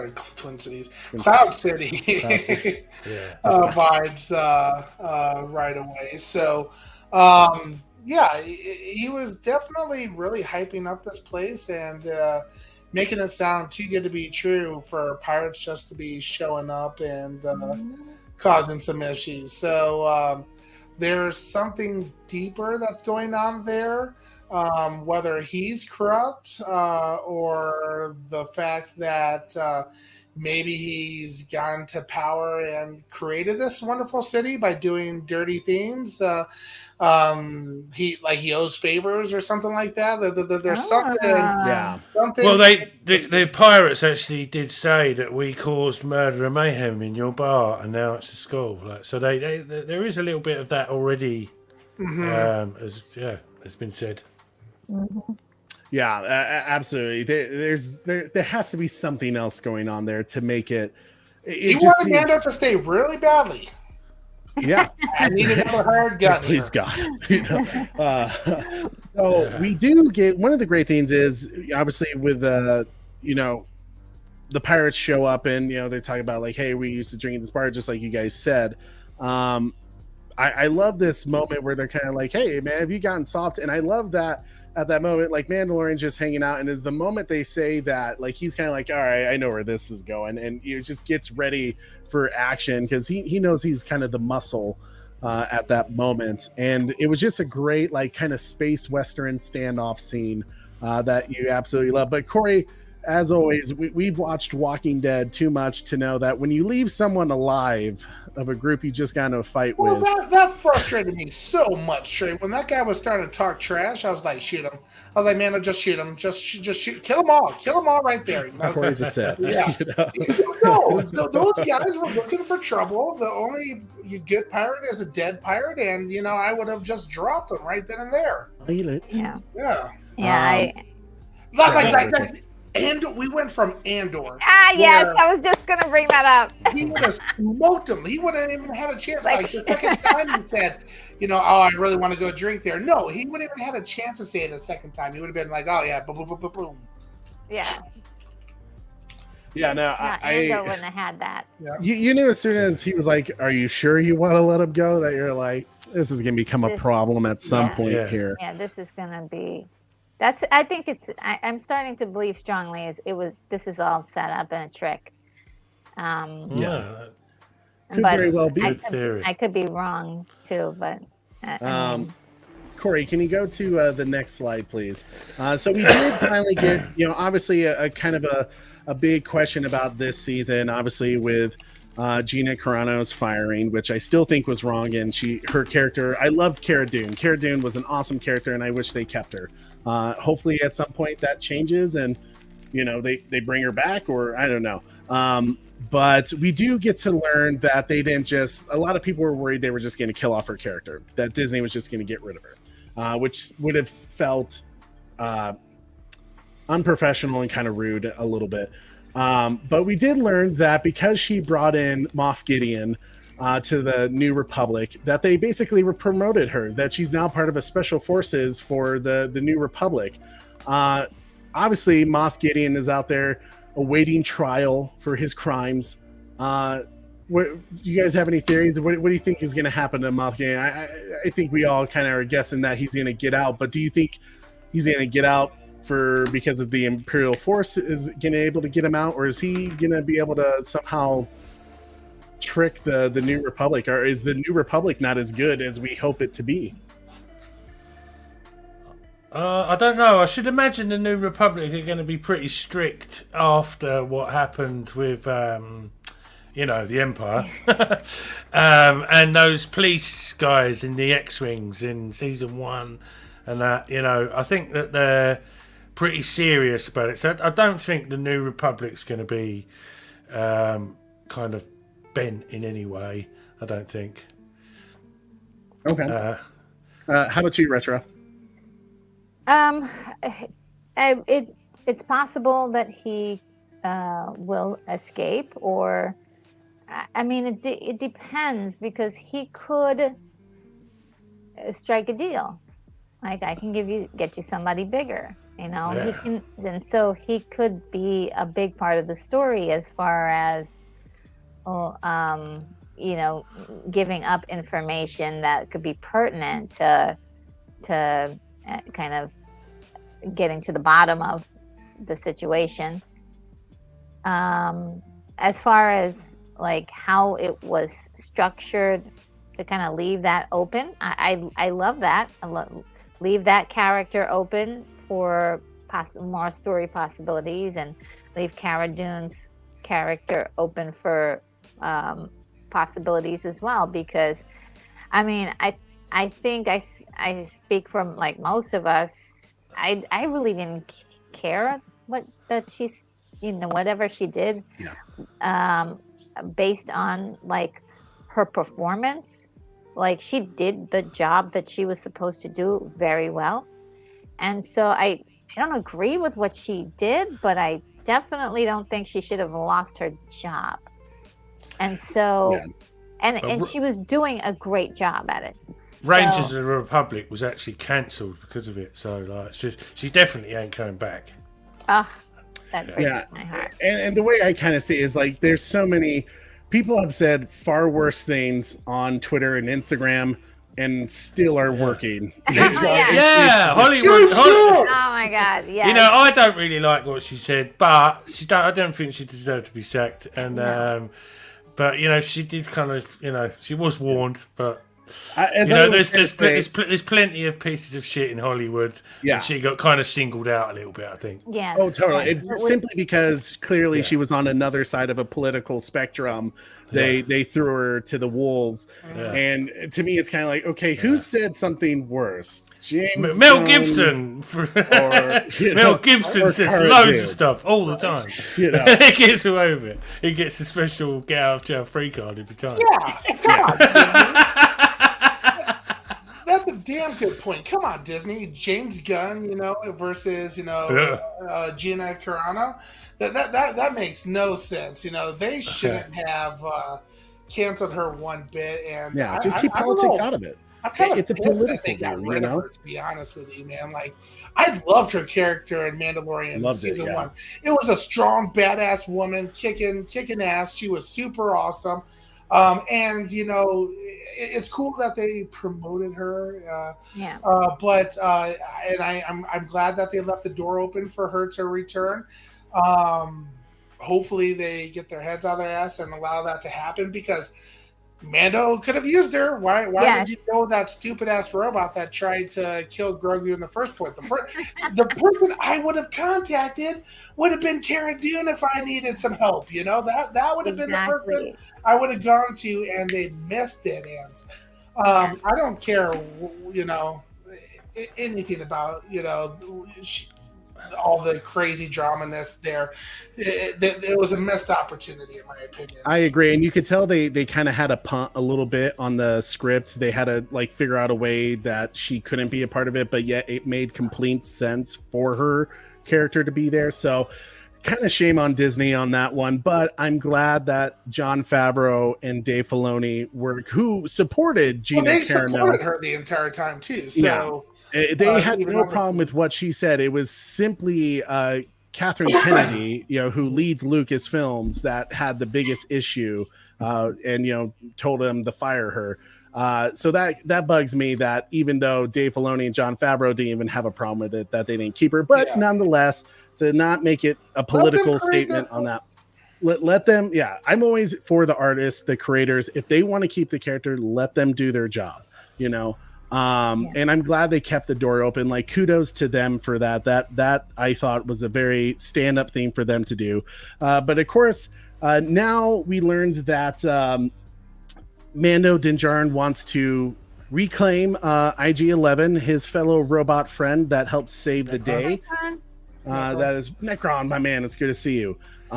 Corey, can you pull up that slide, please? But of course, the last time we saw IG-11, when he was saving everybody, he blew himself up, you know, to take out the Empire. So now he's just this incredible shrine statue. But you know, Din Djarin has other plans for him. He wants to rebuild him so he can use him and have his help for this journey. He definitely knows he's going to need him on. But of course, he has some missing parts, and we do get and I know, Bat Dan is going to say it. We get the Anzellans that were shown to us in Rise of Skywalker. They are working on seeing if they can rebuild the character. But of course, they need some pieces, right? There's things that are missing. They're hard to get. They're rare. I did love the little Terminator scene that we had when they first turned on IG-11. And he kind of went crazy, killer robot. It was also great how they kind of did like stop motion animation with it to kind of give it that 80s Star Wars, 70s Star Wars feel to it. So kind of just good overall, just great dynamics. Question for all of you. When I know this is going to be a sillier question, but I just got to know, when I first saw Grogu next to the little Anzellian, did you guys think he was going to eat him? No, you were I knew he was going to do something to him, but what bothered? I like those creatures, but what bothered me more was they're from the sequels more than anything. I was like, oh no, not more sequel stuff. But but they're cool. You know. How about you, Richard? Did you think Grogu was going to eat them? I'm the only one. I didn't think that he was going to do that. I thought he was going to do exactly what he did, but it was so adorable because they're just about his size. And so they do look like a great toy for him, you know, a great pet or whatever. So I thought that was a great moment. I love it. Grogu makes me paranoid now with anything smaller than him, like the frogs, the little fish egg things. Like, I just see him staring at something and it's just like, please stop. Stop eating. How about you, Super Bro? I was really hoping he'd eat that thing. Oh no! Just to get rid of the sequel trilogy, you know. All gone. Right? Yeah, it was. Grogu looked like he was chomping at the bits to try that tasty little thing. So yeah. I think he would have probably barbecued them, Mongolian barbecue style, you know, like meat would just fall right off the bone. Oh yeah, it was an adorable scene, and it's interesting, right? Grogu does have this like connection with nature and other beings, yet he's going to eat them as well. He definitely. Yeah, sorry. That's go ahead. wild, right? Yeah. He does have a very playful mind, which kind of makes him very interesting. Like even when he was in the chair in Carl Weathers, using the force as well to spin him around. Yeah. Master Yoda. Yoda. These PCs into his hand. I know what that was. Yoda wouldn't approve. You know. Oh, Stenson, Grogu was trying to play with him. He was bullying them. Oh, evil Grogu.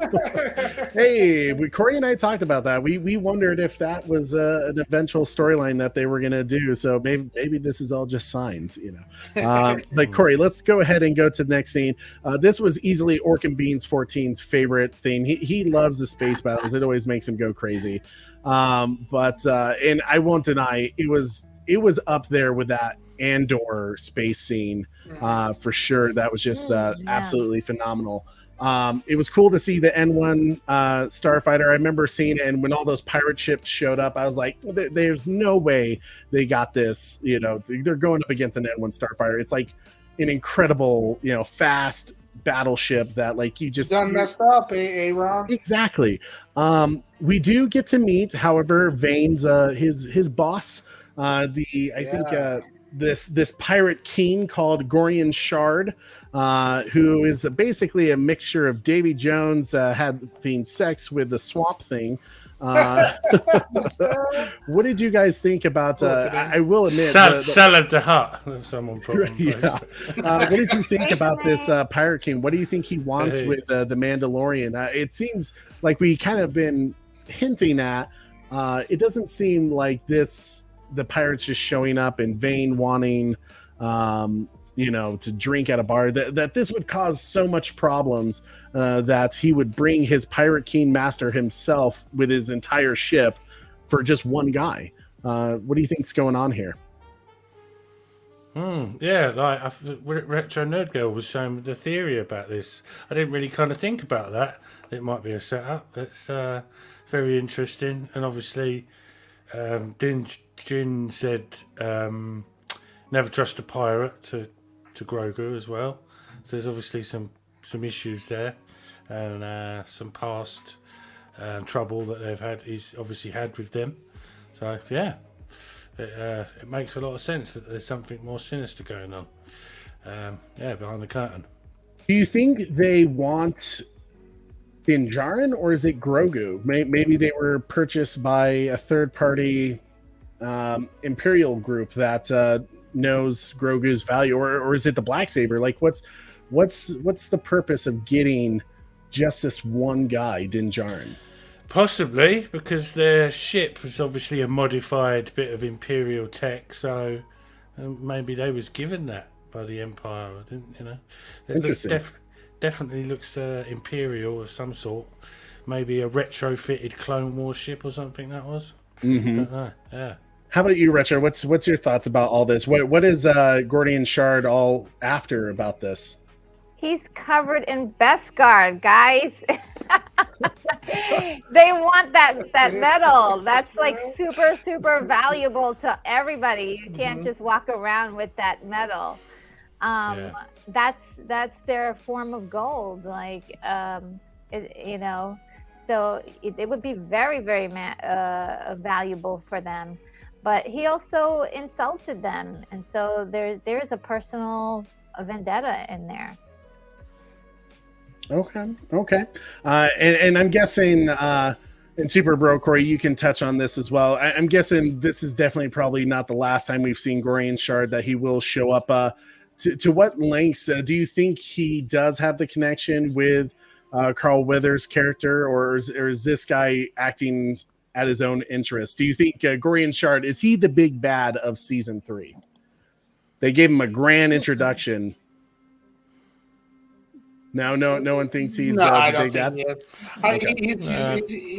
He's a player right now. He's not going to be the end all thing. That he just looks, I don't know. Maybe it looks like Grinchy Santa Claus, type thing. Slash meets. He's just out there trying to steal every one of Navarro's toys. The whole scene, the whole space scene, and everything was very reminiscent of the prequels, especially the asteroid fight with Obi-Wan and Django and Boba. Yeah, it was very much Very, very simple. I know Starfight, there's asteroid things been done loads of times in Star Wars, but particularly Attack of the Clones, Boba Fett and Obi-Wan, Jango Fett and Obi-Wan space fight. It was very. I really liked that about it, Yeah. They tried doing their best from the start of the show. Like it sort of started off with a bit of monster bit, Star Wars is sort of, and then it went to like the sort of Cloud City bit. And then it went to the Attack of the Clones bit, and then so on and so forth. It was like a kind of chopped up bits, Well, I loved the space scene here. I was a little annoyed that it happened because they should have been all dead anyways. All of them on the planet. He should have shot on the SI shot first. So, but no, we got into space and we had a fantastic battle. You knew who was going to win, the Starfighter and the Mando. Yeah. It was just it was fun to watch. Kind of the weaving in and around the asteroid field and everything like that. So I enjoyed it. Yep, and then Well, I mean, I think it just shows more and more. I think we're on the right track. That there's clear. I think it was a setup because Gorian Shard, the Pirate King, he has his entire ship there. Mm-hmm. So clearly he was waiting. They were using it as a trap. Vane, I think. If we're drawing parallels to Cloud City, Darth Vader was there waiting for him.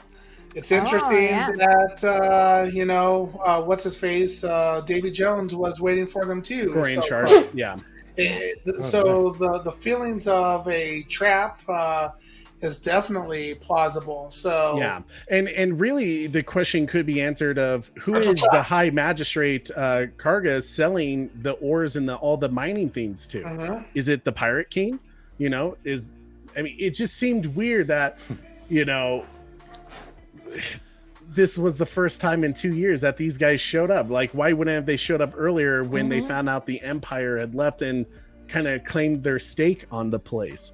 Too many questions. It sounds like somebody made a deal. Now, also, I wanted to say this about the scene, the space battle. This was fantastically done. Cinematic. This was very cinematic. You can imagine sitting in a theater and seeing all of this stuff. Even the first scene with the monster.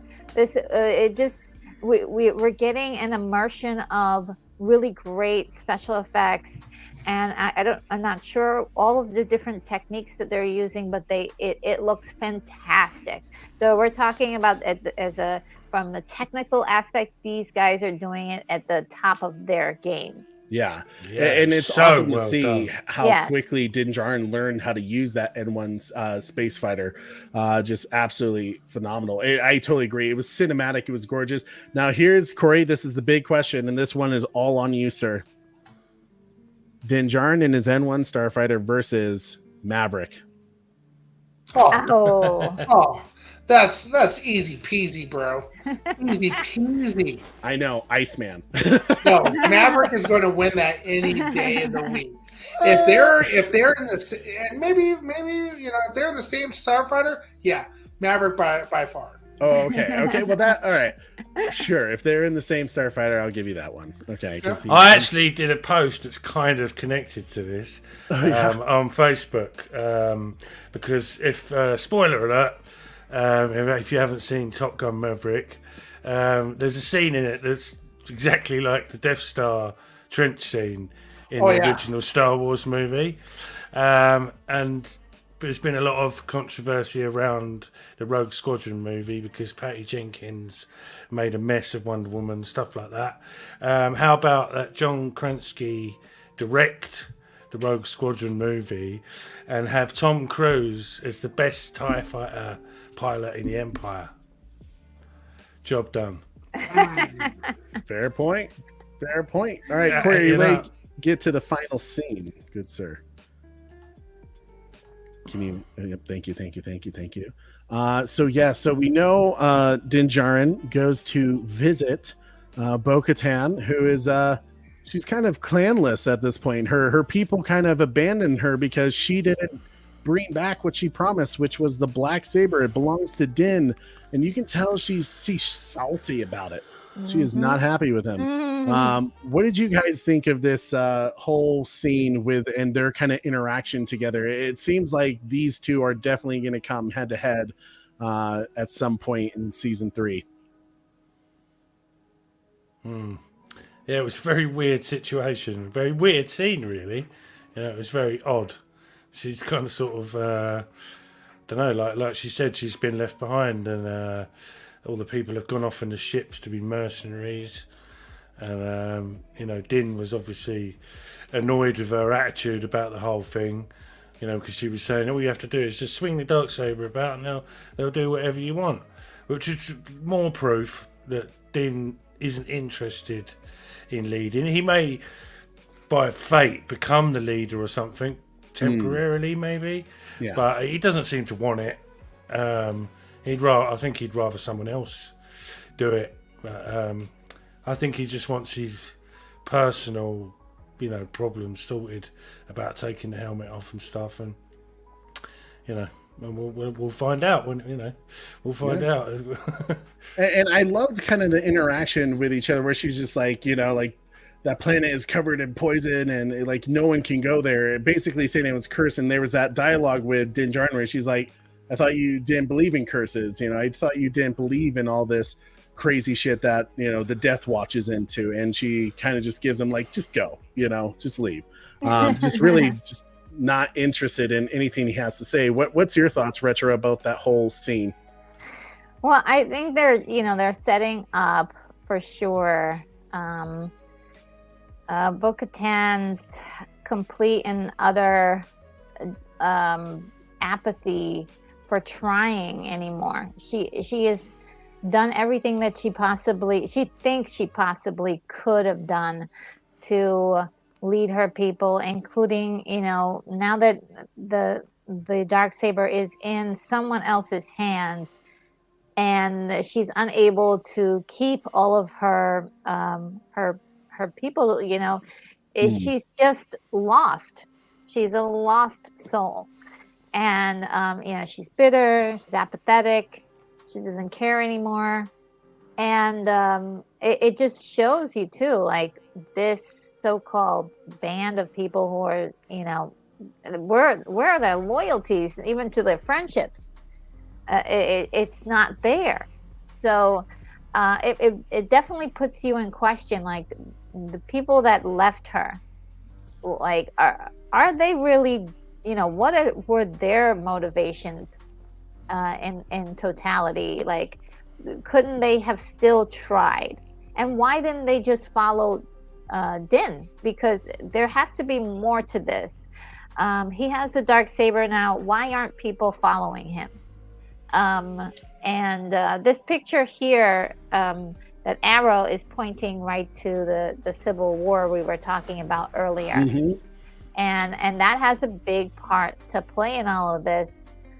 She's tired of trying to unite the people. She's exhausted of her personal strife of trying to do what her sister was able to do, so long ago. And she's given up. And so this is, I feel like we're going to at least get an arc from her, either to go towards a darker path or a lighter path, or even maybe both.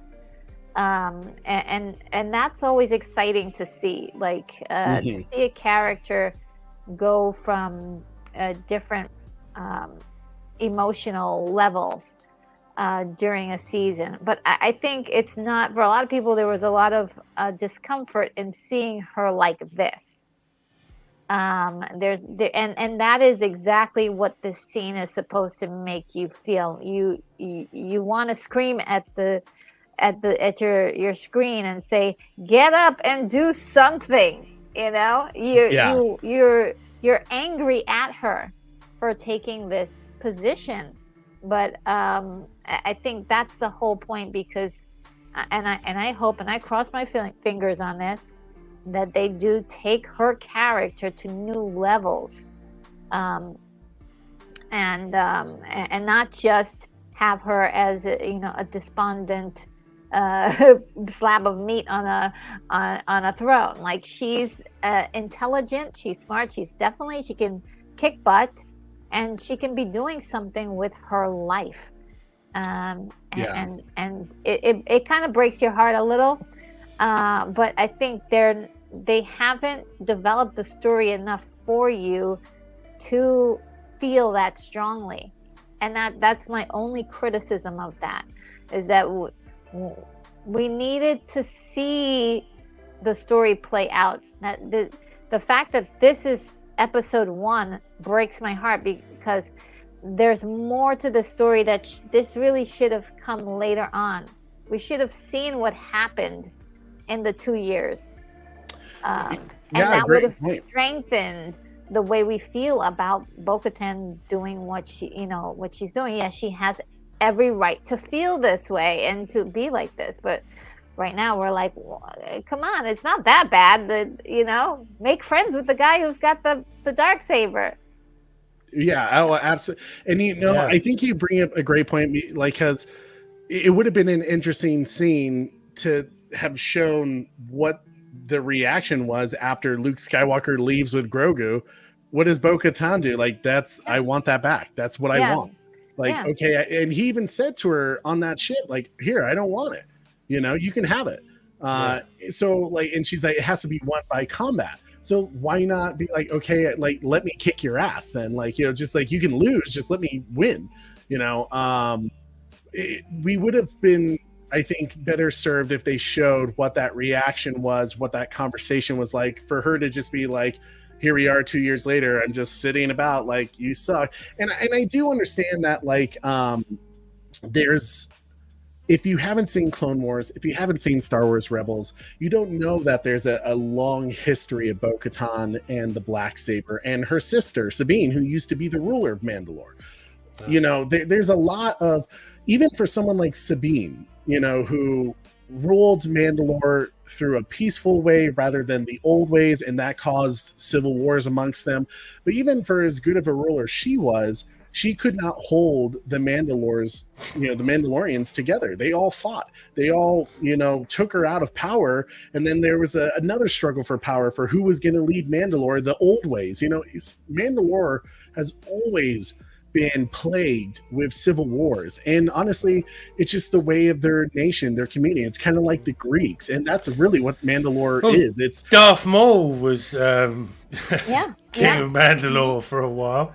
They followed a guy like Darth Maul, who wasn't a Mandalorian by any right, but simply because he had the Darksaber, they followed him. So that you brought up kind of an interesting point there, Savage and Retro, where why didn't, like, once Din Djarin had the Blacksaber, why didn't the few Mandalorians that were around Bo-Katan say, okay, we're with you now, we follow you? He just kind of went his own way. It was a very weird situation that hopefully they explain a little more of, but very interesting sequence too, of kind of like, what's her thought process going on through while she's just sitting here kind of just jealous and angry with Din Djarin, because she's even kind of mad that he's not using it, right? Like, it's kind of been like this side piece that he has. Like, he might use it as a weapon, he might not. He'll move to his gun first. It's clearly obvious that the uniting of Mandalore and who's going to lead it is a massive part of the story. So the Darksaber is going to be, a part of that as well. So absolutely, it's going to be interesting to see how it unfolds. And I like to sometimes not know, and this is a good case of that. Haven't got a clue really where they're going to go with it. Really, Corey, so many different avenues. Before I let you even comment, Corey, what are you doing? I just see the chat blowing up. Is this Trey? Is this Corey talking? Like, stop talking under my account, you fool. Pat your head, Trey. Pat your head. Pat my head? Yep. Told you, Batman. Oh my God. No, you started World War III. I started World War III because of the whole Maverick. Oh my! I didn't even realize you switched your background. Jesus, Corey, you got a problem. It's time for an intervention. No, I'm just kidding. You may have to have a whole Star Wars Delta Squad. Who's the better pilot? Anakin, Maverick. You know, you're gonna lose that battle. Well, Top Gun was called Star Wars on Earth at one point. Yeah, that's true. That is very true. Great point there. Corey, your thoughts about the Bo-Katan scene with Din Djarin? You know, that's a good point. Maverick is probably the better pilot than Anakin. Careful. What did you say, Trey? Look what you've done, Trey. This is your fault. I was just looking for the right speeder, you know, one with the open cockpit. Oh gosh, Trey, look what you've done. Hey, man, that's what I'm here for. No, let's see here. What was the question again, Trey? You got me frazzled. Why is Maverick not the best pilot? No, I'm just kidding. Right. What was your thoughts about the scene with Bo-Katan and Din Djarin? Man, I loved it, bro. Look at that face that she had on there. That like disgust, I hate you kind of feelings. Look what you've taken away from me. I'm going to get you. Yeah. She looks like she's actually just sitting there like with a glass of red wine going, do you know what? I don't really give a shit anymore. Right? You've interrupted me. Right? Well, I'm trying to drink my blue milk. Yeah. Just go. Just go. Yeah. Leave me to it in my castle, Mandalorian castle. Yes. Yeah. Fair play. Fair play. And you know what? I wouldn't be surprised if she will be one of the trials of him trying to become a Mandalorian again on the planet. On the planet. So she knows that he's heading there now. So she's going to go there, and I think she may take a swing at him again, potentially, to get that. I don't know. It's going to be interesting. I don't think we've seen the end of Bo-Katan, and I'm curious to see where her want for the Darksaber goes. Oh, a great point. And that's exactly what I was going to say next is like, how far is she willing to go for this thing? Because we've seen in Star Wars Clone Wars that she believes simply because her sister was the ruler of Mandalore, that is by blood, her right to hold the black saber. And then she actually had it at one point. It was given to her by Satine in Star Wars Rebels. And we've learned that later down the road that when the Empire purged, the Night of 1,000 Tears, and Moff Gideon, who was a part of that purge, somehow got it and stole it from her, or maybe he beat her in combat. We don't know what happened that night. Hopefully, we get some background story on that. Yeah, I'm curious about that. Yeah, because according to the Death Watch group and the people who believe in the magic of the black saber, they really kind of have this idea of who has won it rightfully. Is it rightfully yours? It's kind of like, as we said on our watch party, it's kind of like the Elder Wand. Did you win it by combat? Because if you didn't, it will never respond to you. And with this case, it's gonna be interesting to see. She has the potential to be your worst enemy or your greatest ally, and that's kind of the scary part about Bo-Katan, is that she might take it as far as maybe kidnapping Grogu to where because I'll tell you that right now. She could kidnap Grogu and be like, "Hey, you say you're not willing to fight me. I'll give you a reason to fight me. I want the Darksaber." Oh my gosh, she kidnaps Grogu. I love it. Yeah, Maybe. But a great scene nonetheless, and just love the actress who plays Bo-Katan. Corey, are you still going? Fantastic. Yeah, I've been a fan of Katie Sackhoff since Battlestar Galactica. God, she's wonderful. She's gotten even better over time as an actress. Has, definitely. So. Oh, totally. And you can just tell. I mean, if anyone, and that's what's so great about it. It's for someone like I'll kind of use Pedro Pascal because of him also being in a great show called The Last of Us. He's never played the video game, but he kind of knows about the story, obviously. But imagine being the person that not only played the actor and the voice of it in the Clone Wars and the Rebels show. She's been this character from the start, and now she's doing it live action. She not only knows the back history of it, but she's played it. She's lived it in a way. Yeah, she loves it. She's pictures of her and her dad on the set of the end of Mandalorian season 2. Wow. It's great. But also, there's another character, if all goes to plan, that's going to do the same, and that's Grand Admiral Thrawn, who's voiced by Mads Mikkelsen's brother Lars Mikkelsen. Okay. And Really?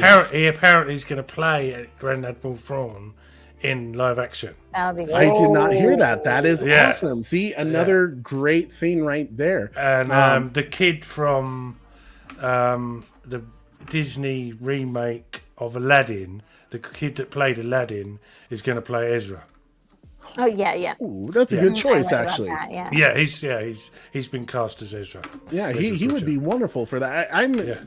whatever happens this season of Mandalorian 2, I feel like the importance of it, because even Jon Favreau said, guys, we're not even halfway through my entire complete story that I've written for Mandalorian yet. So like when you think about that's at least another, I don't know, 3-4 seasons that we have left of Mandalorian after this. So there's going to be a giant arc here. He was asked, how long is this going to go on? And he said, "Oh, forever." He was just like, we could go on for a long time. And I know a lot of people felt a little upset about that. They were very intent on getting some sort of ending. And I think the true thing here is with any life, we all have like parts of our lives that has a complete story and kind of goes on and on. Yeah. And that's what we can get with Mando. There are tons of stories to tell with this character. Definitely. Yeah. And not only that, in a way, I think it's better not to know. And like, I do appreciate when a show clearly has a beginning, a middle, and an end, and there was a clear vision, because then you don't get any of this weirdness in the middle of the story that doesn't connect or fulfill itself at the end. But to not tell people like, hey, we'll be done by season 5, kind of like what they've done with oh gosh, I'm totally spacing the show, I think it was Yellowstone, when they're like, we'll be done by like season 7 or something like that'll be the end of the story. Kind of like what Robert Kirkman did with The Walking Dead. He had told people like, oh yeah, I have 100 more issues that I could do, and then abruptly end it. Nobody knew it was the end until the final page of the comic of an issue that they thought was just going to continue to another story, and there it is, the end of The Walking Dead, and people are like, what the hell? Like oh my god, this is it, And I think it allowed people to really have a genuine reaction that way. And with Mandalorian, in a way, he's not wrong. This story could go on forever, because who takes up the Mandalorian can be taken up by anybody. Grogu might continue that story. The Mandalorian could continue without Din. He could die.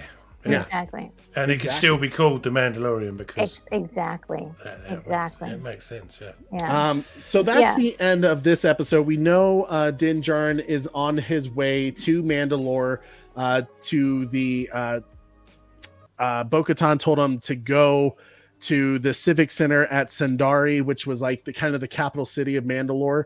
She said under that city, basically one of the mines with the lakes, the living water, he might be able to find it there. There's been some speculations that people think maybe she is sending him to a place that's very dangerous, or maybe she told the truth. What? Yes or no on that? Are you guys like, oh yeah, totally, she probably did that? Savage, what's your thoughts? Who? Bo-Katan? Yeah, Bo-Katan gave, people think she gave Din Djarin a location that's not going to take him to where he needs to go, but somewhere dangerous that could get him killed, so she could claim the Darksaber. Oh, maybe. I don't know. It doesn't really make sense because you have to fight for the Darksaber, so still she'd end up having to fight for it in the long run, so why not fight him for it? I don't know. I don't know. Yeah, I don't know about that. Yeah, it's possible. I mean, if he gets hurt and she says, oh, well, let's fight now. Sin Havoc said Din needs to improve his lightsaber technique. I mean, he really does. The first thing he done when he got it, when he was fighting Moff Gideon, was burn his own leg, which is one of the most realistic things in the whole of Star Wars, really. It's you're ready to turn a lightsaber, and the first thing you're going to do is hurt yourself. Yeah. It's not your knife until you cut yourself. I've actually got my lightsaber here. My brother got it for me for Christmas. Oh, let's see. Which version is it? It's the Ultra Sabers Qui-Gon lightsaber. Nice. Very, very pricey. Oh, Nice. Give me a wave with it. Yeah, I could do some. Nice. Wow. Okay, now just because you just got to do this for us, Savage. When you turn it on, just say, "I see your Schwartz is as big as mine." I see your Schwartz is as big as mine. I don't even know what that's about. But it's Spaceballs. Have you never Oh seen yes, Spaceballs? yeah, Okay. may the Schwartz be with you. Yeah, got ya. But yeah, I'm really happy with that. My brother's a legend. They ain't cheap. Oh yeah, no, they're so expensive. I heard Star Wars Theory came out, and I looked came out with his own brand, and I looked at him, and I was like, nope. Yeah, that's not a Force Effects one.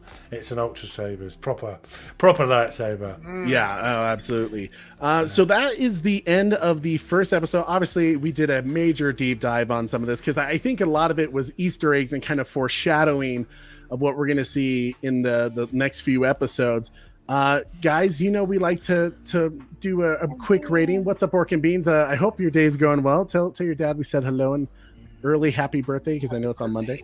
But we always like to do a rating for each episode. Savage, what's yours out of 10? 10 being the best. 9. You know me. I'm Star Wars nuts. It's a 9. I'll leave a little bit of room for like a sort of Luke Skywalker moment. But yeah, a 9 from me. 100%. Nice. Yeah.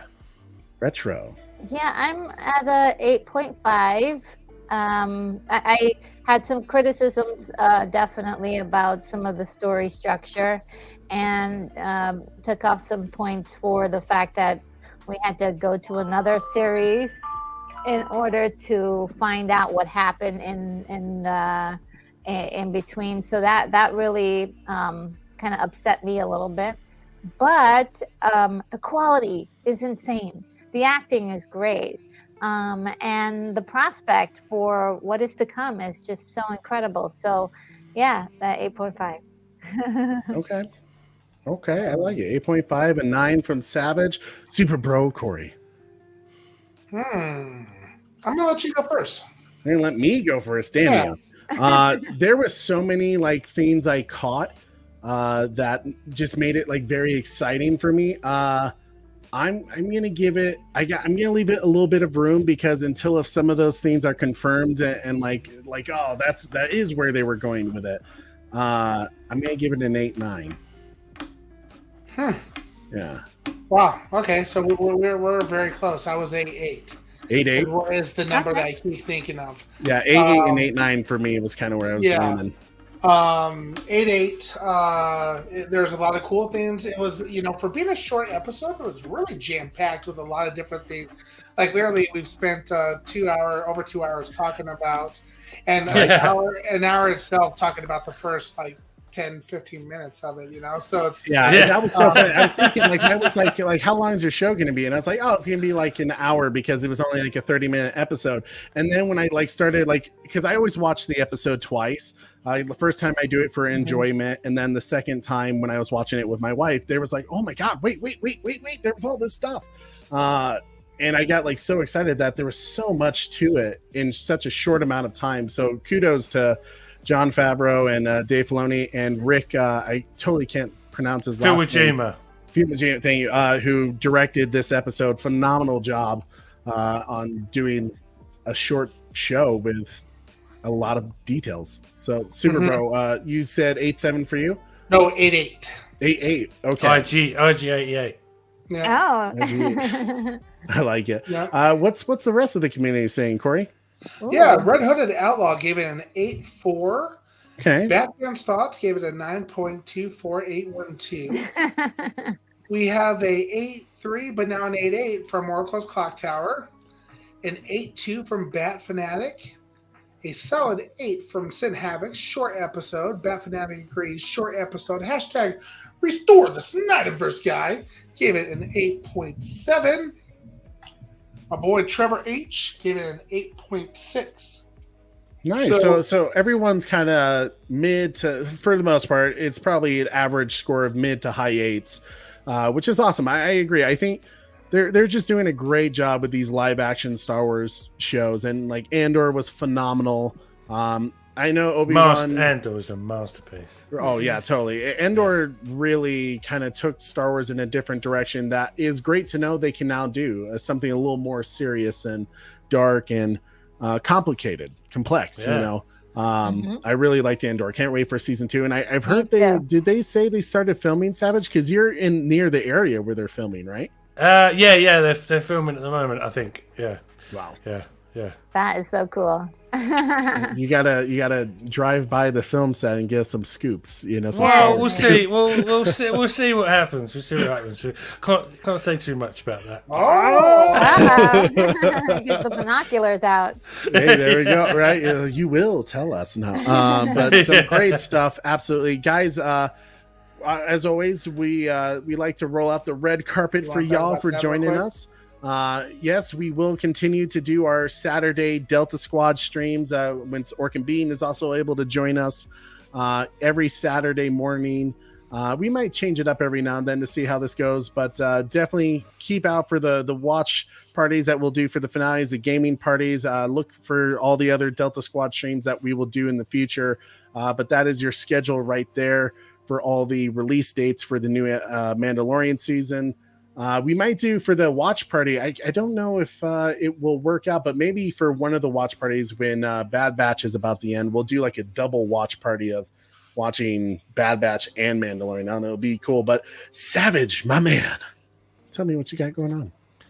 Well, at the moment, taking a more relaxed approach to YouTube. I'm just doing my Delta Squad stuff with you guys, and the Batting the Kryptonian show with me and Zodwriter once a fortnight.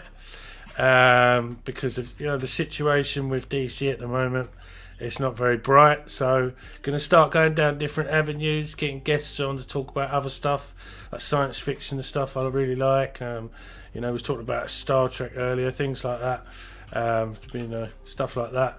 So once a fortnight with me and Zodwriter, and then Delta Squad for the moment, and And the Bat and the Kryptonian show's going really well. Really enjoying that. So, the future's great. Fantastic, dude. I'm excited for the Bat and Kryptonian show. I think you're still doing, is it mostly every Sunday or Saturday? No, every Sunday, every fortnight, every Sunday. Every fortnight is Sunday. Every 2 weeks on the Sunday. Well, definitely subscribe to The Savage and hit the notification bell so you don't miss those episodes.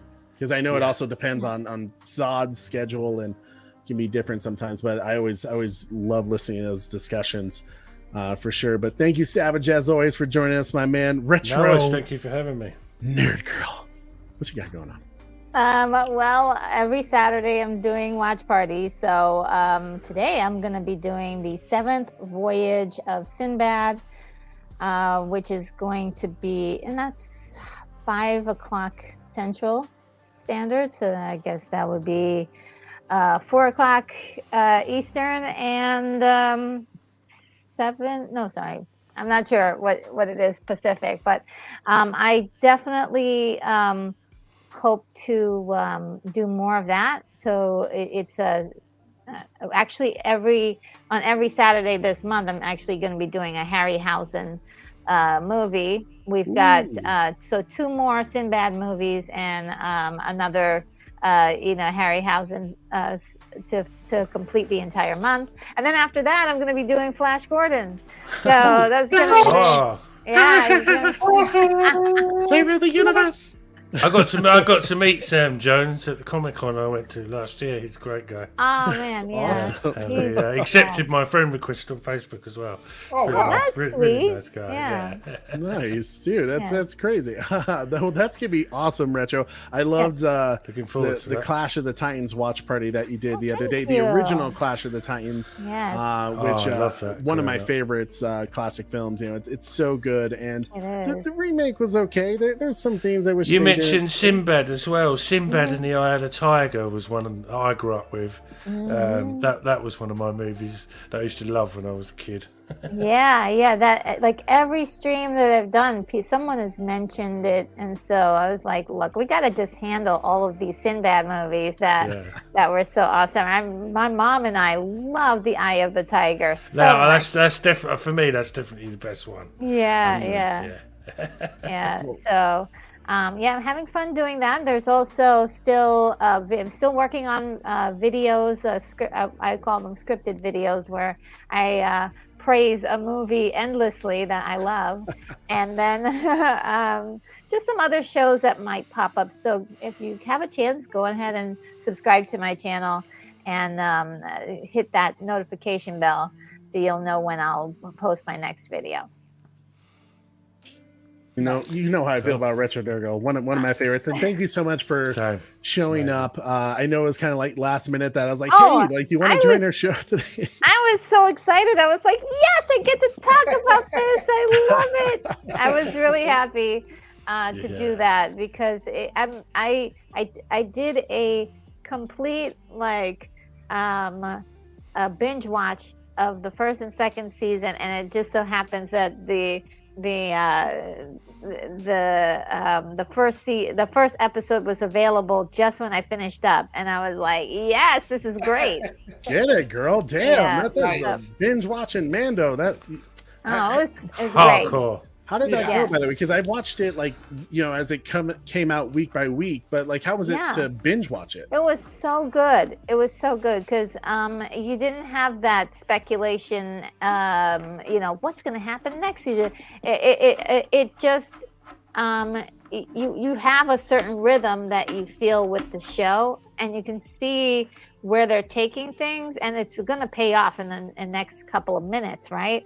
So you don't have to wait a whole week to feel like, okay, what are they going to do next week? They better not drop the ball, So I did enjoy it so much doing it that way.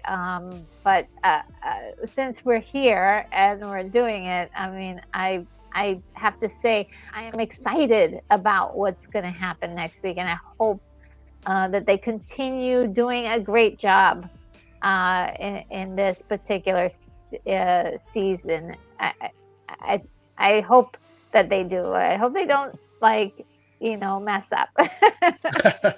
Right. Yeah. I think Dave Filoni and Jon Favreau, they really do have Star Wars best interests at heart. They do. They really. They're fans. They're fans. Yeah, and that's the great thing, right? When you have someone who's handling it, that's not a fan, or like the sequel trilogy. In all fairness, but I know you was gonna say that. Yeah, I mean, but just to not handle it with I get wanting to take risk, and Andor was a show like that took risk, but they knew where at certain moments they had to say, we are Star Wars. They did it different, but just different enough. And then they would pull you back in. That was oh, yes, that's Star Wars. I recognize that. I've always had those questions in my mind, but we knew George Lucas or maybe anyone at Star Wars and Disney in general was just too afraid to answer some of those questions, because the truth is the answer was going to be complex and, dare to ask, right? And I just think Dave Filoni, with what they've done with Clone Wars, those guys have found the formula, just like Jon Favreau did with Marvel. He has found the formula of Star Wars, where making it respectful towards the fans, making it feel like it's Star Wars, but also giving us an adventure that's new and exciting and intriguing to keep watching each time. So kudos to those guys. I have one more thing to say about that. And this team actually understands the continuity that needs to glue the story together. Yes. Without that, Perfect. That's why most of these shows really have a hard time, because you're introducing all this new stuff, but then you don't know how to they don't know how to create a story out of already found information or things that have already happened.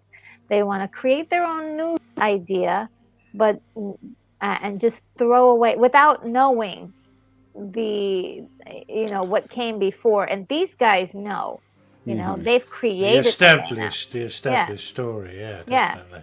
And it's a lot of the stuff is the stuff they actually created themselves, and they're not having amnesia about what happened in previous years. They're actually carrying it over.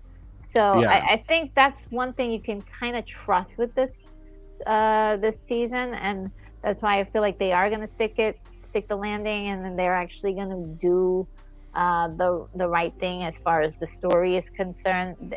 There is an intense love and dedication that they're putting into this. And we need that in storytelling, especially for Star Wars, because the people who are watching it, people who watch Star Wars, we've known this stuff our whole lives. And there's also people who that are experts at it. So like me, I didn't see Rebels, but I know a lot about the story structure because of other people who have been able to share their love of Star Wars. Yeah. You'll really love Rebels when you get around to it. It's so good. Rebels is good. It has moments. I always, when I watch Darth Vader, some of Darth Vader's greatest. Oh yeah, pardon me, greatest moments. Vader stuff in the whole of the whole saga. I think for me, where I messed up with Rebels was I saw the final season of Clone Wars, and then my brother-in-law was like, well, you got to watch Rebels, which basically takes place like right after all this. And I was like, okay, well, I'll watch it. Well, when you watch the final season of Clone Wars, the animation and the storytelling of that, like that was like next tier prestige animation storytelling. And then you go to Rebels and I was like, what the hell is this? Like, why did they change it? But it's when you get into it and see some of the Darth Vader, the Force storytelling that they do, and some of the pieces that they add to kind of the building of the rebellion, it's just like Andor. It's a great, it's just a great storytelling of figuring that portion of the Star Wars history out at that moment. But yeah, man, I love The Mandalorian. It's a good show. I'm excited for Wednesday already. Can't wait. Guys, thank you so much for hanging out with us. Seriously, it means the world to us. It's always good to see the Savage Band, Retro Nerd Girl hanging out with the Delta Squad. Please, guys, if you haven't already, subscribe to these people's channels. They are phenomenal. Seriously, I only have the best on our channel. Only the best. And, I love their content. I find joy when I watch it. And I know you guys will too. And that's all truthfulness and honesty to it. So thank you guys so much for hanging out with us. Thank Corey, you. Do you have anything you want to add before we close out for the night? Nope. Great stream. Yeah, it was a lot of fun today.